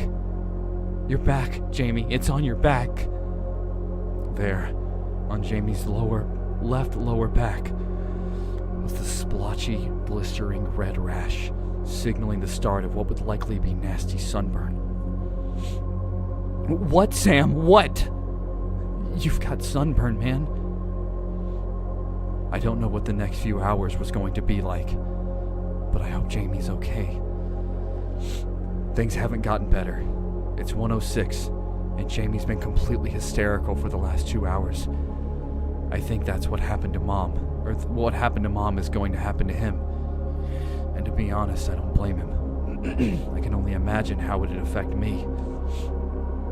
As of now, nothing substantial has happened, or has actually happened to him, but it hasn't exactly been easy to tell him that. Dad hasn't called to update us on Mom's condition either. Maybe they're just sleeping, but I don't know, and that scares me. Every time I try to call, it goes straight to voicemail, so I left him one. Voicemail 1. Hey Dad, Jamie and I are okay. It looks like he's got a bit of a sunburn like Mom, but it isn't nearly as bad as hers. We're managing, but I need to know, is Mom okay? Call back as soon as you can, please. I left that at 12:48. Jamie is still freaking out, but I told him it was going to be fine. I've not told him that Dad hasn't called or texted at all. I keep hoping for the best for Mom, but something's making me feel like this isn't going to happen. I'm scared for her because Jamie's sunburn is starting to get worse. He said he's starting to hurt badly, and I can feel it inching beneath he can feel it inching beneath the skin. I'm not sure what to do. I'm not a doctor, and I don't know anyone who is. Also, something weird is happening. It's 1 a.m, but the sun is starting to rise. It's getting really scary now, and I don't know what's happening. Well, a new development just occurred. The sun is rising. It's 1:15 in. Just a few minutes before the sunset, I received a call from our next-door neighbor, Ryan. I was too busy trying to figure everything out, and try to get control of the situation with Jamie, who, by the way, isn't doing good at all. I missed the call, so he left me a voicemail. I think I regret to listen to it. Regardless, here it is. Ryan's voicemail. Sam, are you there, man? Some weird shit is happening. I've got no clue what to do. I think my grandma's dead, dude. Earlier in the day, she was in the sun or something like that. She stayed out there for so long, man. Had a wicked sunburn when she came back in, complaining how badly it burned her hours later. She said it felt like it was burning into her bones. In her bones, man. What the fuck? Last I saw her, she was sat in a recliner in the living room. Her skin, God, her skin was terrible. It was splotchy in some spots, littered with blisters in others. Ryan struggled to tap where he began to dry heave, struggled to tap here as he began dry heaving. It even looked like some spots were peeling off to the bone. But here's the fucking weird part, dude. Her bones looked like they were full of tiny holes. Like they looked burnt. Like there was spots on her head peeled down to the skull. And a gaping hole exposed the inner part of her head. She's not breathing. I think she's dead. My parents haven't come home from their night out or from their date night yet, and I'm scared that something happened to them. I'm hiding out in my room now, but fuck, man, I'm scared as hell. If you can call, then please do. Oh, God, fuck, shit. Sam, I'm sorry. I'm starting to develop sunburn on my hand. Must have happened while I was helping Grandma inside. I need to take care of myself now. I'm sorry. And that was the end of the voicemail. Judging from what Ryan said, I think he was as well. His parents and grandmother are dead. I can only assume that my parents suffered the same fate. Jamie is asking about them now, and I wondered whether I should lie to him, just to make his last moments a little less bearable. I blocked out all the windows in the house. I can't let any sunlight in. I've made Jamie as comfortable as possible, but I don't think he has long. I'll update when something substantial happens.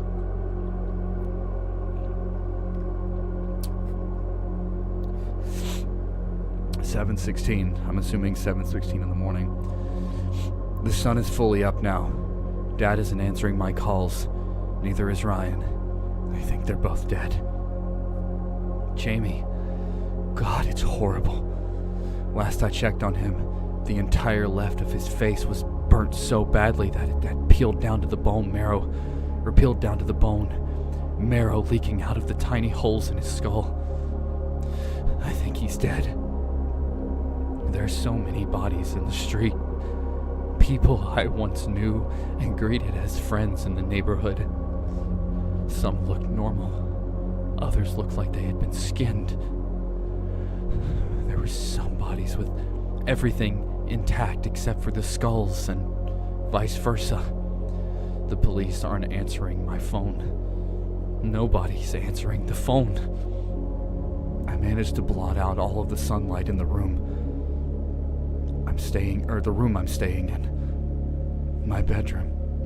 It's fine for now. The house still has power, and I can cover up enough to be safe to go get some food from the kitchen. But I'm starting to lose it. My entire family is dead, and the neighborhood is likely in the same condition. I'm completely and utterly alone.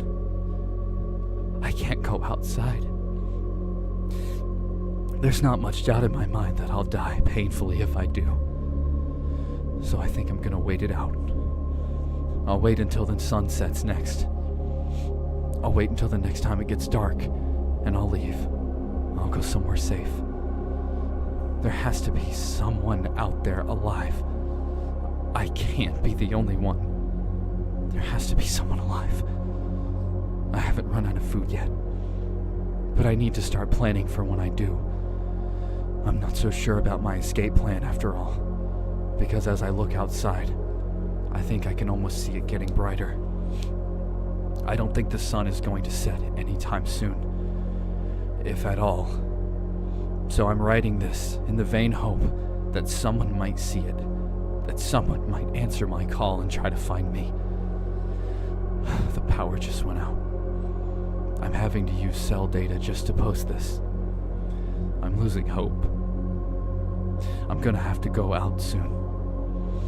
The food in the house is going to go bad. Please, if anyone is reading this, help. The sun is hurting people, and I don't know how much longer I've got until it does the same to me. The sun finally set. I think I'm gonna leave. I think I'm gonna if I don't make it, don't expect an update.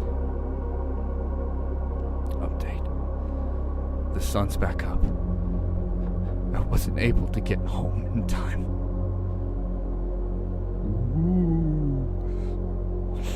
Someone said sounds like a microwave effect.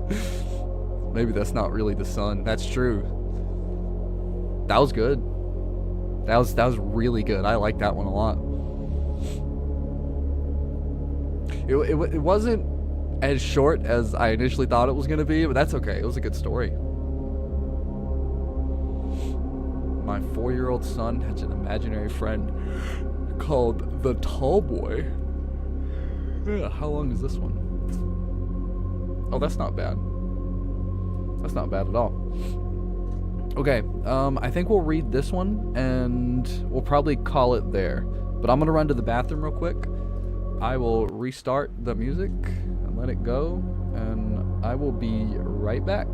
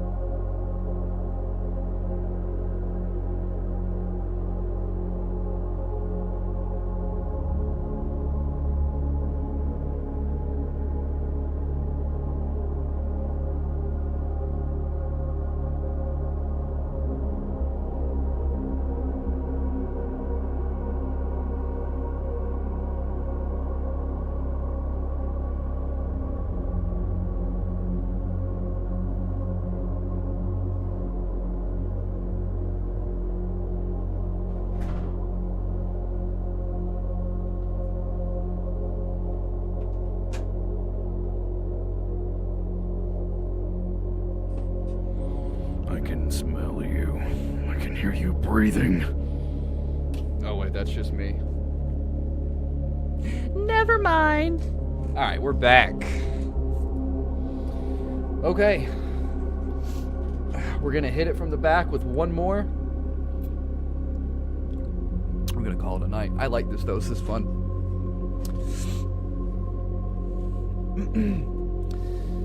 Alright. This is by Toasted Squishmallow. That makes me want some toasted marshmallows. My 4-year-old son has an imaginary friend called the Tall Boy. What if this is just a Slender Man? If this is just a Slender Man story, I would be kind of let down. Alright. Let me get all my Tourette tics out of my system. I need help. I don't know where else to turn. Let me adjust this. I need help. I don't know where else to turn. And I know how this is going to sound, but I'm terrified of my son. This morning, my 4-year-old looked at me over his untouched cereal and said, Daddy, the Tall Boy says he can take me to see Mommy. My wife died last year. A car accident. My son barely remembers her. Let me back up. It started about 6 months ago. My son called him C, I'll call him C, started talking about a new friend. At first, I thought it was sweet. He's an only child, and I work from home, and honestly, I thought maybe I wasn't doing enough to socialize him. Kids his age have imaginary friends, right? Honestly, I was kind of relieved that he had someone to play with, even if it was just pretend. He called him the Tall Boy. The name was a little odd, but he was only 4, so I gave it to him, or I didn't give it too much thought. I asked C what the Tall Boy looked like. He just shrugged and said, "He's tall." All right then. For the first 2 months, it was harmless. C would have conversations with, I'm gonna say Charlie. Charlie would have conversations with empty air. He would giggle at jokes I couldn't hear, and he would often be sitting on one side of the room playing with his toys. He would always set out a toy for the Tall Boy. And when I asked him what they would like to talk, or when I asked him what they would like to talk about, he'd say, "Nah, just stuff with my friends." Then he started. Of course, I fucking butched the last story. But then he started setting a place for the Tall Boy at dinner. An extra plate, an extra cup, and he would get upset if I didn't leave an extra chair next to him. "That's where the Tall Boy sits," he would say, looking at me like I was being rude or something. So naturally, I went along with it. What else was I supposed to do? It wasn't hurting anything for me to set out an extra plate and a cup for dinner. The first red flag came about 2 months in. We were reading before bed, and out of nowhere, Charlie says, "The Tall Boy says he has a dog named Dakota, or the Tall Boy says you had a dog named Dakota when you were little." I stared at him for a moment. I did have a dog named Dakota when I was a kid, but he died when I was a teenager. There's no way he would know that. I never told him I had a dog. I don't even have photos of Dakota, and my wife never met Dakota. There's no way he could have known. Who told you that?" I asked, trying to keep my voice steady. "The Tall Boy," he said, like it was obvious. I told myself maybe I'd mentioned it before and just forgot. Maybe he'd heard me on the phone with my sister or something. I was looking for a rational explanation, but then he said, "The Tall Boy says he got hit by a truck." The hairs on the back of my neck stood up. That's exactly how Dakota died. I was at school. Mom told me he had run away because she thought I was too young to know the truth. I didn't find out the truth until I was 16. "Charlie, where did you hear that?" "The Tall Boy told me," he said, and went back to looking at the book like he had just told me the sky is blue. I started to pay more attention after that. Charlie talked to the Tall Boy constantly in his room, in the living room, even in the bathroom. Wherever Charlie was in the house, The tall boy was apparently there too. Shut up, phone. But never when he left the house. Never at the park or the grocery store. Only at home. I'd even seen him waving at an empty corner of the room or an empty chair every time we left. Hey, it's the fish. Ah, yes, Reddit. A truly terrifying place. Of course it is. It's always a terrifying place.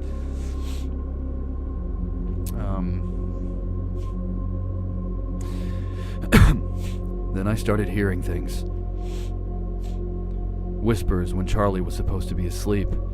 At first, I thought he was talking in his sleep. But then I pressed my ear to the door, and I swear I heard two voices. Charlie's high-pitched chatter, and then something lower. Something raspier. I would tell myself it was just the house settling or weird sounds carrying from the outside. Then the breathing started.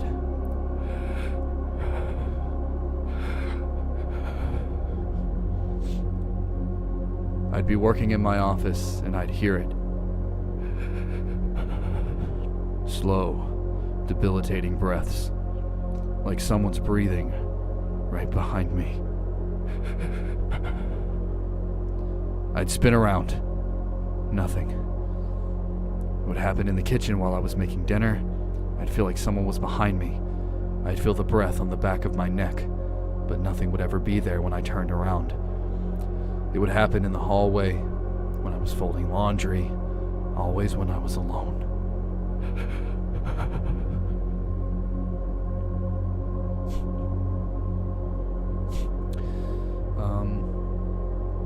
I lost my place. Doors started opening on their own. I'd close Charlie's door at night, and in an hour later, the door would be wide open. Trying to convince myself it was nothing. I'd blame it on the old house, drafts, bad hinges on the doors, that sort of thing. But then Charlie's room started getting cold. Not just cool, freezing. Even with the heat on in the middle of the day. I bought a small space heater. It didn't help. I had to put extra blankets on his bed, and he would sleep in a hoodie. When I asked him if he was okay, he would just nod and say, "The tall boy doesn't like it when it's warm." I'm gone. I'm out. Bye, fucker. Tall boy's your new daddy. Now I'm gone. That's when his behavior started to change. He got quiet, stopped playing with his toys. He would just sit on his bed and stare at the corner and have full conversations with nothing. When I tried to join him, he'd get quiet and look at me like I had interrupted something important. He stopped eating, or barely ate. He would just push his food around and say he wasn't hungry. But I'd catch him whispering to the empty chair next to him. Once, I swear I heard him say, "No, I can't. Daddy will get mad." I tried talking to him, asked if the tall boy was being nice to him. Charlie looked at me with big, terrified eyes and said, "I can't make him go away." "What do you mean, buddy?" I asked him. "He won't go away," he whispered. "I asked him to, but he said no." I told him imaginary friends aren't real, that he could just stop playing with him if he didn't want to anymore. Charlie shook his head. "He's not imaginary. He's real." I didn't know what to do. I thought about therapy, but what was I supposed to say? My kid has an imaginary friend that scares him? They would just look at me and tell me this is a phase. Then 3 days ago, Charlie said something that made me feel like I got punched in the gut.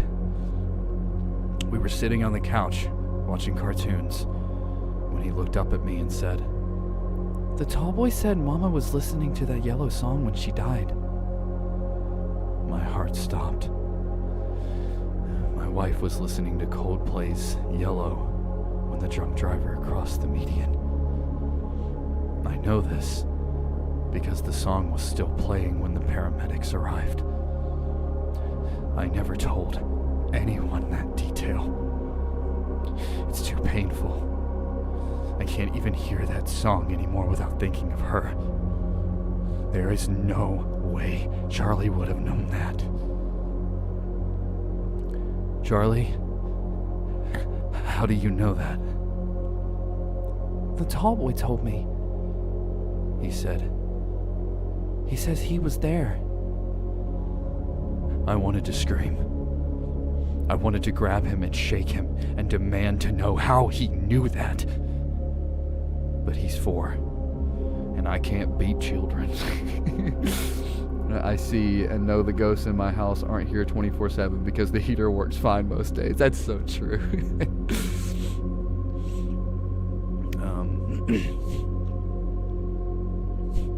But he's 4, and he looks so small and scared that I just held him and told him it was okay. But it's not okay. Last night, I heard footsteps in the hallway. Heavy. Slow. I grabbed my gun from the side table and went to check it out. Charlie's door was open. I hid the gun behind my back and looked. Charlie was sitting up in his bed, staring at the doorway. Charlie? He's here. Oh, wait, sorry. He's here. Charlie whispered. Who's here? The tall boy. I slowly turned on the lights, shaking, and then nothing. But Charlie kept staring at the empty doorway, eyes wide. Charlie, no one's here. Yes, there is. He said, and started to cry. He's always here. I brought him to my bed. He clung to me and cried himself to sleep. And this morning he said, the thing that made me come here. Sorry, let me reread that. And this morning he said it, the thing that made me come here. Come to Reddit, hoping someone can help me. The tall boy says he can take me to see Mama. I asked him what he meant. He says if I go with him, I can see her again. Charlie said. His voice, flat, emotionless. He says she misses me. I'm writing this while Charlie is at preschool. I don't know what to do. I don't know if I should keep him home. I don't know if leaving the house even matters because this thing, whatever it is, seems tied to Charlie, not just the house. I'm scared that whatever the tall boy is, he's trying to take my son away from me. Has anyone else experienced anything like this? What do I do? I can't lose him. I can't. Please, if anyone has any advice, I need it. And there you have it, ladies and germs. The final story of the night. That was like, what, 5 or 6 stories, something like that? 2 hours, which isn't bad. See, there's like 30 to 50 to 20% chance between this being death, the kid's crying, this is something going to kill the kid, fucking demons, or the kid that has schizophrenia, bad door in a draft. Cause so obviously so obviously this thing exists because it's telling his kid things that his kid couldn't know. His kid is saying things that he could not possibly know, like the thing about his dog being named Dakota, his dog getting hit by the car, his wife listening to Coldplay when she was killed, and then him telling the kid, like, you know, you can see mom again if you come with me. And you're probably right, because he said he was there with his mom when she died, so it could be death. And, you know, I would imagine death, like the Grim Reaper, is like tall and lanky, is a tall, lanky motherfucker, you know? That would make sense to me. Like a tall, dark figure, you know, is probably the Grim Reaper or some shit. So it's probably death. Somebody said, maybe test it out. You said he did not follow you guys on errands. Maybe go to I read it wrong. I thought he was gonna say maybe test it. Say you're going for errands and don't come back.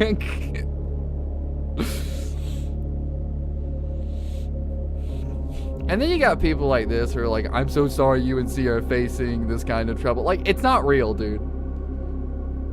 No sane human being fucking believes this. This isn't fucking real. Like, I'm sorry. I just don't. It's not real. This is just like some dude who wanted to write a scary story and he did.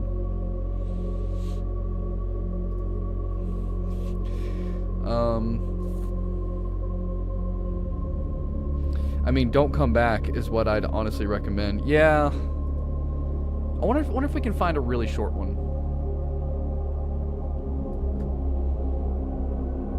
Look at this photograph. Because I would like to do one more. Oh, here we go. Really short one. Look at that. All right, we'll do one more sender off. And hopefully it's not really stupid. All right, we'll just go ahead and restart the ambience and get it going. Every Time the Lamp Flickers by Wicked 0327. I think this has to be my favorite time of the year. The first cold front coming through after an oppressively hot summer along the coast is a blessed change. A far cry from the 100% humidity we cope with every day. The air has a crisp quality and makes me want to spend the entire day outside. As everything set in, getting darker earlier and earlier as the year goes forward, I clicked on the lamp beside the couch, wrapped in a light blanket around my legs, and settled down to rest to read the latest novel by my favorite author. The wind was this has got to be a woman. The wind whipped hard outside, and I could clearly hear it, but somehow it gave me comfort. I was barely past the latest chapter when the light from the lamp flickered. The way the wind was blowing, it came as no surprise that we may lose power, or at the very least, have it blink in and out. So I wasn't fazed. I got up and lit candles around the house, just in case. When I sat back down with my book, I stared at the page. I couldn't remember where I left off. I flipped back a couple pages, and nothing seemed familiar to me. It was as though I was reading the words for the first time. I tried to think of the last thing that I could remember from the story and flipped back to find it. It was several chapters back. I shrugged it off. I attribute it to a sort of dissociative state. Everyone has those from time to time, like when you're driving home from a long day and you zone out, then suddenly you're nearly home. It had to be something along those lines. No harm, no foul. Just pick up from where I left off. I made it about 5 pages before the lights flickered again. So I got caught up, the fuck, dude. I'm just gonna read chat. But if it's not stupid, how can it be fun? That's so true. I made it about 5 pages before the lights flickered. Wait, no, I was...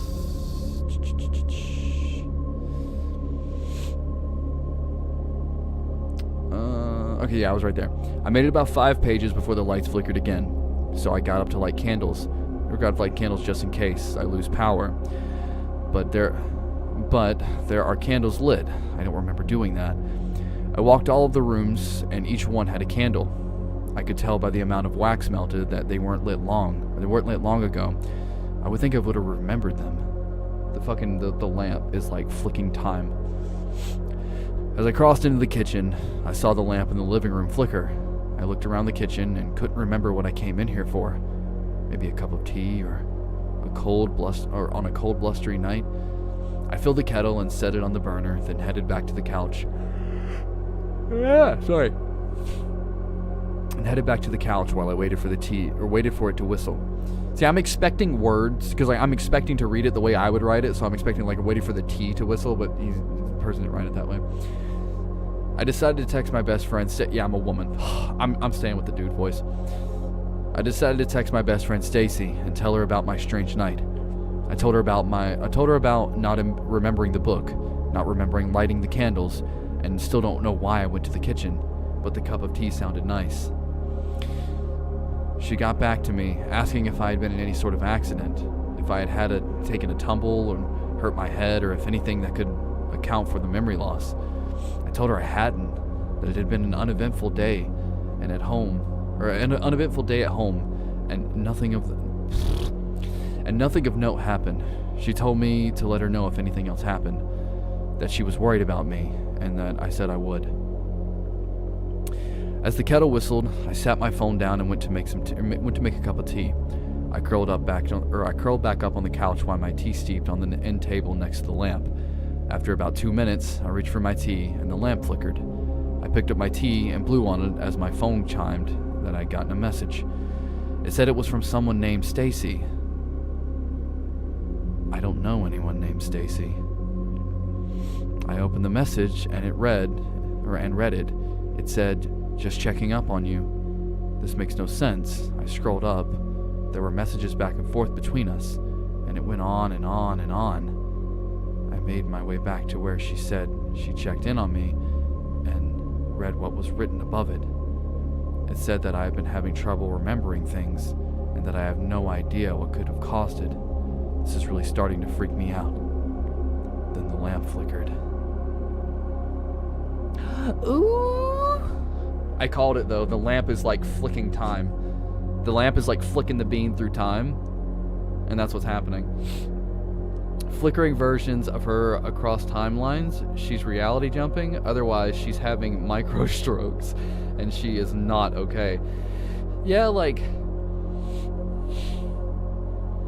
or maybe every time, like, maybe since she got home. Maybe every time the lamp flickers since she got home, it deletes the last thing she... Well, no, that can't be true because it erased her memory of knowing that person.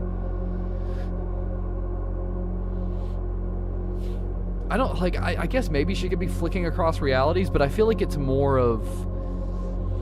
It's just, like, randomly deleting memories from her. Like, every time the power goes out, it's like there's some kind of, like... brain EMP going on with the power right now. My best friend, who I know of no one by that name, yeah. I kind of want to do one more. I kind of want to slack one more out.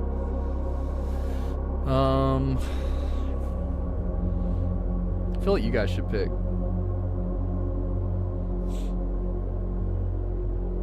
Like, if you see one while I'm scrolling, just scream it. Which would be memory losses, but that's something strokes can do, right? I think strokes can cause memory losses. Maybe.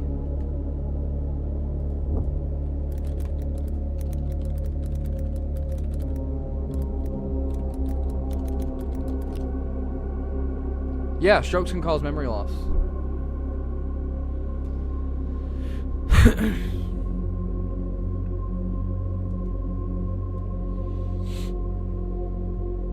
Tiny footsteps. Oh, that's not that long. Sure, we'll do this one. Tiny Footsteps by Jordan Carter Hale. Tiny, muffled foot... I was expecting there to be foot. Tiny, muffled steps hurried down the hall to our bedroom. They stopped just outside our door as a small hand slowly pushed open the old moaning door.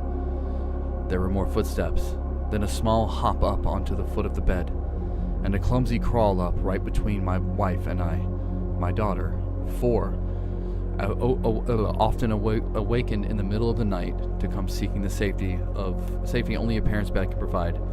Having recently moved in, my wife and I had been lenient on allowing her to come and sleep with us. New houses come with new sounds to get used to, new shadows to puzzle out in the dark, and though this house was new to us, it was actually quite old. There was no storage or no. Dude, I'm read out tonight, dude. There's no shortage of creaks and groans pervading the century-old floorboards and walls. We understood the transitioning would take some time and she may feel uncomfortable for a while, but it wasn't a habit we wanted to encourage forever. Eventually, we would resume the ritual of returning her to her bed or whatever ungodly hour she came in. Not tonight, though. Exhausted from a long day of wrangling out our new yard that the old owner had let go feral, I laid facing the wall with my back to my daughter, implementing my recent strategy of ignoring her until she was dead asleep. Ignoring her until she was dead. Ignoring her until she died. Fucking smile.exe in 2025. I saw that one, but I saw it was part 1, so I was like, this motherfucker's gonna be like 10 hours long. It's gonna be a 10-hour fucking stream. Not tonight, though. Exhausted from a long day of wrangling out our new yard's owner let it go feral. In the strategy of, okay, blah, blah.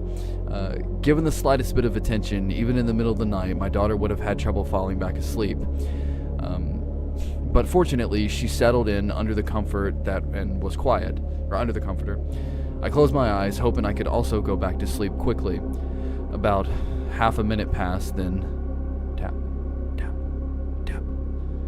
Cold, tiny fingers poked on my back. I groaned, eyes still closed. Couldn't give her too much. She brought her arm back down quite quickly, but didn't say anything. It's not his daughter. I'm telling you, I'm calling it now. It's not his daughter. But didn't say anything. My wife stirred on the other side of the bed and tried to fall back asleep. I was just dozing off when I heard a thin and raspy voice mutter, "Daddy." Huh? I grunted. Coming to in a start, but still half asleep. Her voice sounded a bit off, the way some sounds do when you're teetering on the edge of a dream, but not sure which side of sleep it came from. I lay still, continuing my strategy. She said nothing else, and I was finally able to fall back asleep. It was still dark outside when she kicked me with her little foot right in the back. I jolted awake and nudged her legs away. Straightening her out, I reached over and tapped my phone on the bedside table to check the time. Through blurry eyes, I could see it was still a couple hours until morning. I decided that I needed to get some good rest before another long day of yard work. I stood, then reached down and scooped up my daughter to take her back to her room. I managed to find my way down the hall to her room in the dark, trying to keep my eyes mostly closed as to not wake up too much. Nudging open her moaning door with my shoulders, I saw the moonlight shining through the bedroom window, illuminating my daughter's bed. Laying there, snuggled up under her covers with her dolls, was my little girl, fast asleep. I froze, confused with what I was seeing. I blinked hard to clear away the haze of sleep. I slowly dipped my head to see who I was holding, and as the blurriness cleared, I saw another small girl, about my daughter's age, staring up at me with yellow eyes with sunken sockets. Cool moonlight illuminated horrible gray skin, then tendrils of black hair. She looked frozen at first, then her lips parted slowly in a grin, revealing dirty, brownish teeth. She wore a filthy nightgown with ruffles around the collar, and I became vividly aware of the scrawny, bony body underneath. The dead girl giggled with her how do you know she's dead? She might not be dead. The dead girl giggled with her raspy voice, and I dropped her, letting out a shriek of terror. She hit the floorboards with a thud, then hopped to her feet and scurried out into the darkness, giggling as she went. I listened to her tiny footsteps fade away from down the hall. Daddy? I inhaled sharply as I turned to look at my daughter's bed, realizing I hadn't been breathing. She was propped up on one arm, wiping the sleep from her eye with the other hand. "Hey," I said, barely able to speak it out. I stepped over and scooped her up, then walked over to her doorway. I stood there for a moment, listening, building the courage to step out into the hall. My room was only about 10 steps away, but it felt like a mile. Finally, fairly certain, the hall was empty. I took the first step. The second one came easier, and as soon as I was Soon I was in an all-out sprint. Sure, the dead girl was right behind me. Made it to our bed and placed my daughter down in the middle next to my wife, where she fell asleep. I laid still next to her until the sun came up, wide awake, eyes fixed on the dark hallway, listening for footsteps. I have some complaints about this story.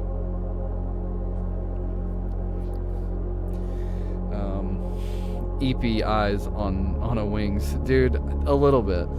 I didn't get much sleep. Save the 10-hour stream for Voice of the Void. We did find without the 10-point coffees for like 30 versions. That's so true. You know, I prefer the changeling trope over the lost corpse child, but I prefer fuck that was a dream I never had kids, or a dream I ever had kids, or a wife.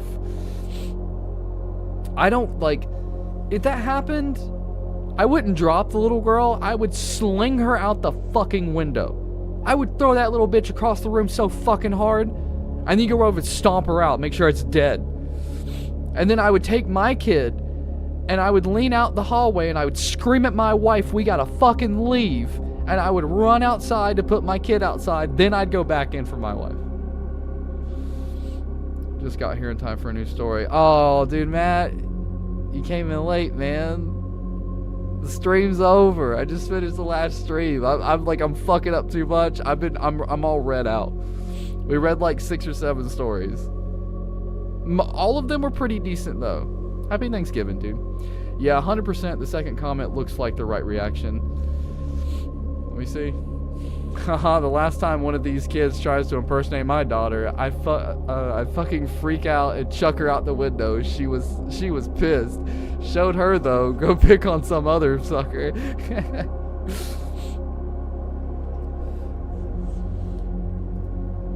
Yeah, these were good though. These were real good. Ugh. Man, I feel bad for those people just now tuning in. Yeah, we're going on 2 hours. Hang on. You know what? We're going to restart it. For one time and one time only, I will read one more. I will go all out just this once.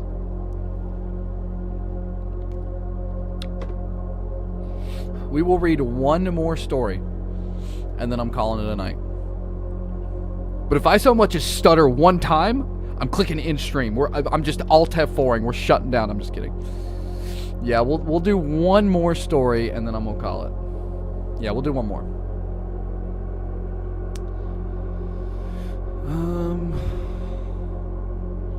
The Cannibal's Cabin. How long is this one? Not that long. All right, we'll do this one.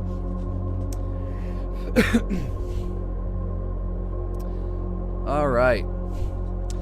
Thick Information 821 is the author of this one. The Cannibal's Cabin.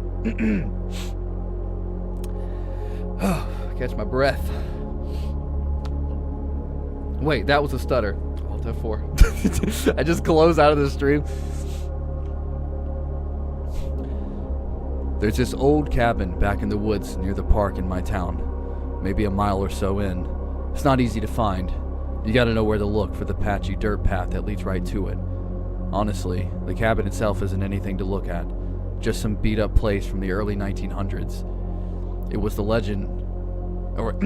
legend about that place that made it important.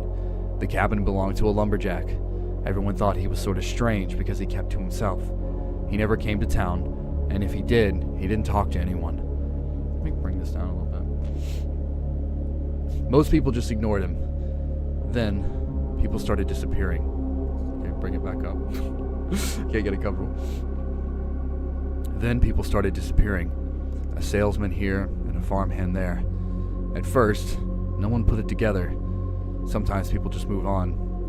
It continued like this until one day, someone found bones close to his cabin. Human bones. The town put 2 and 2 together, tied him up, sewed his mouth shut, and locked him in the attic to starve and rot away slowly. Jesus! You could have just called the police on him? Like, for fuck's sake. I mean, I can't say he didn't deserve it, but like... Some say that his angry, hungry spirit is still up there. As a kid, it used to scare the shit out of me. But growing up, I knew it was just a made-up story by my parents and school teachers to discourage kids from wandering off into the woods alone and getting hurt. But my friend, Miriam, always believed it. She loved anything that was spooky. She was always trying to get me to watch some new scary movie or play Bloody Mary at 3 a.m. during sleepovers. Fuck that. I think it was freshman year, I realized how much I liked her, and by junior year, I was desperate to impress her. So I was over the moon when she jumped, and down in excitement when I suggested we take a Ouija board in the cabin. My older brother, why is there a question mark? My older brother, Nick, wanted zero part of it. Oh, come on, I said. It's just an old house. Yeah, an old house full of mold and rabid rats, he shot back. I finally got him to agree and told him I'd tell Mom about the party he threw whenever she was out of town last month. He shut up real quick. So there we were, standing outside the rundown cabin. It looked much worse up close. The windows were shattered. The roof was droopy on one side. The vines grew up on the wood like veins on decaying skin. Nick hesitated on the porch when he stepped on a wood board that creaked loudly. Miriam just walked right in like she didn't care. Inside was worse. The air was musty and damp. Everything was shredded to pieces. The wallpaper was peeling. Old furniture was scattered across the floor.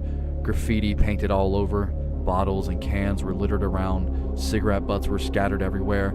I'm waiting for this to be like, there was also a wall and a doorway, and there was also a sink. Oh, and there was a kitchen. There was also a bedroom. There was a bed in it. There was also floorboards, and there were holes in the floorboards. Like, he's telling me everything. There was only a little bit of light from our phone and the broken windows The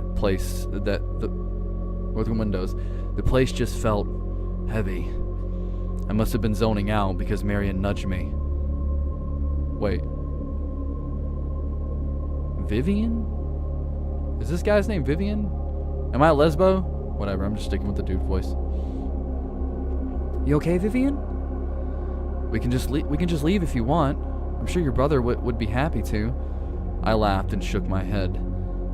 Yeah, right. You're probably just going to try and find a... Fuck! Yeah, right. You're probably just going to try to find a way out because you're secretly scared. Before walking into what used to be a living room, we set the Ouija board on the floor after clearing out all the leaves and dirt. Miriam lit a few candles she brought. We sat around the board, and on the left side of it, Miriam on the right and Nick at the bottom. In the middle, nothing interesting happened. The planchette? I don't know, whatever, the planchette didn't really move. I don't know how you say that word. I know that's the thing that you put on the Ouija board, but I don't know how that's pronounced. Didn't really move more than a few inches when Nick accused me and Miriam of moving it ourselves. We both denied it, of course. I chalked it up to one of us moving it subconsciously or something.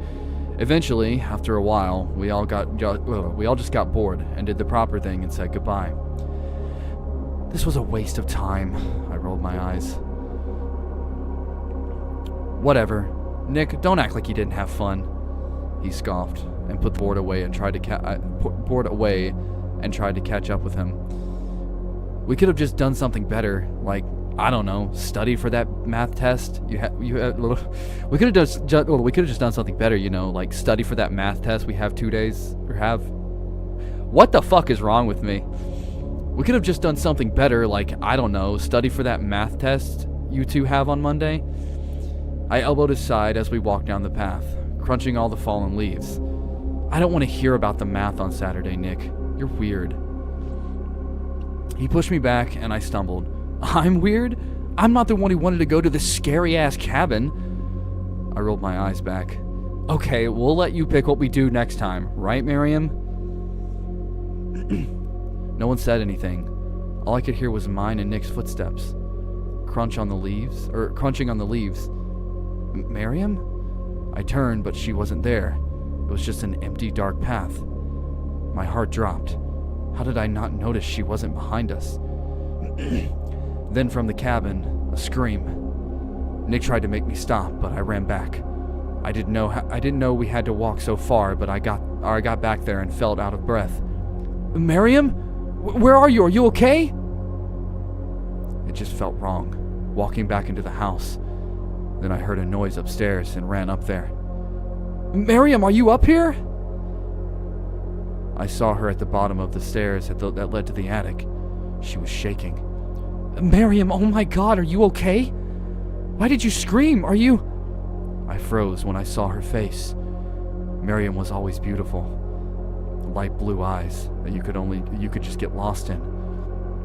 But now, eyes were pitch black. I couldn't breathe. Before I could move, she lunged at me.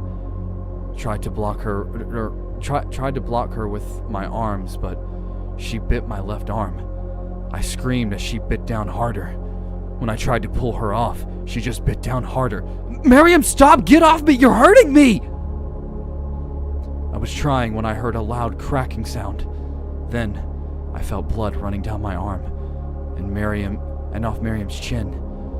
I must have screamed loud enough for Nick to hear, because as I was wrestled with Miriam trying to get her off me, Nick came running down the stairs like a madman. What the fuck? Nick sounded really scared. He tried to get Miriam off me, but she just growled at him. So he started hitting her with everything he had. Get the fuck off of her! Finally, he grabbed her waist and tossed her across the room. I'll never forget the sound of skin and fabric tearing. But what I remember more is seeing my friend hunched over, eating that piece of skin like a starved animal. I held my arm, trying to stop the bleeding. Nick grabbed my other arm and pulled me towards the stairs. We ran outside as the chewing sound got fainter. I couldn't see through the tears as we ran back to the park. Nick called me an ambulance, and I just stared down the path trying to breathe and understand. I don't remember much after that. Just the lights of the ambulance getting closer. In the hospital, people kept asking me things, but I was so tired and everything started to muddle together. The next morning, I was finally able to ask Nick what happened. He said Mom was pissed. My arm was broken where Miriam bit me, and I was missing a big chunk of skin.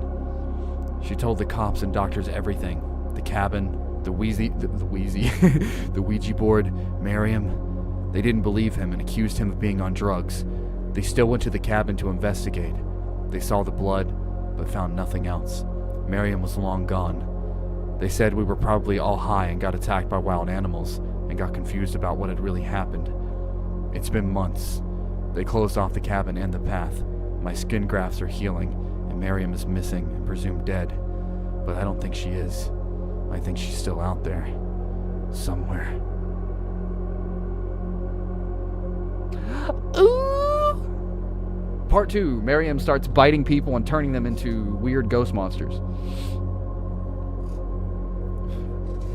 Yes, hungry ghosts will do and eat. That's for sure.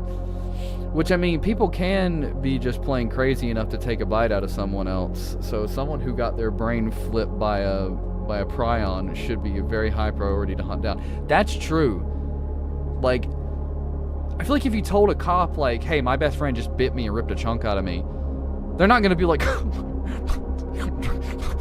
teenagers and drugs these days. God, you were clearly on pot. Like, no, bitch, my fucking Miriam just tried to eat me. Go find that bitch and shoot her. Nah, Miriam comes back to hunt down the POV, gets exercise, and they get married. You know, I guess that's entirely possible. Gets exercise, she's like, hey, Vivian, I'm sorry for eating your arm. That's a wild fucking sentence. Alright, everybody. Well, this was a good 2.5 hours. I had a really good time doing this. I have to do this again, but if nobody likes this stuff, that's fair. I'll just continue to read these in my own time. But if you like this, leave me a like. Let me know if you're here and you've been quiet in the stream chat. Let me know if you like this. If you like my voice acting, I do a lot of that on my YouTube channel. If you're watching on Twitch, I think most people here are on YouTube right now. Can I eat something else? Shut up, Blake. But yeah, if you like this stuff, leave me a like, subscribe. I do a lot of stuff like this. I've been streaming a lot more lately. But this was really fun. I adore voice acting. It's something that I do professionally, but also just for fun. So any chance I get to just play a character and talk and say random shit to the beat of a character on screen is always fun for me. So yeah, thank you guys so much for watching. If you enjoyed this, leave me a like. If you want to see more, subscribe. If you're on Twitch, go to my YouTube. If you're on YouTube, go to my Twitch. All the links are up there.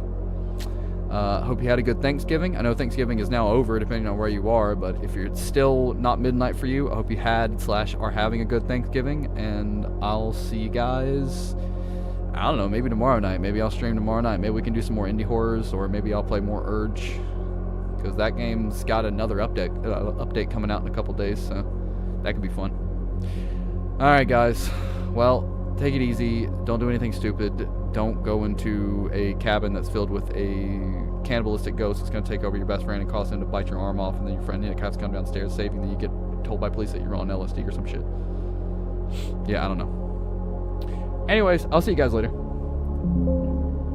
Peace!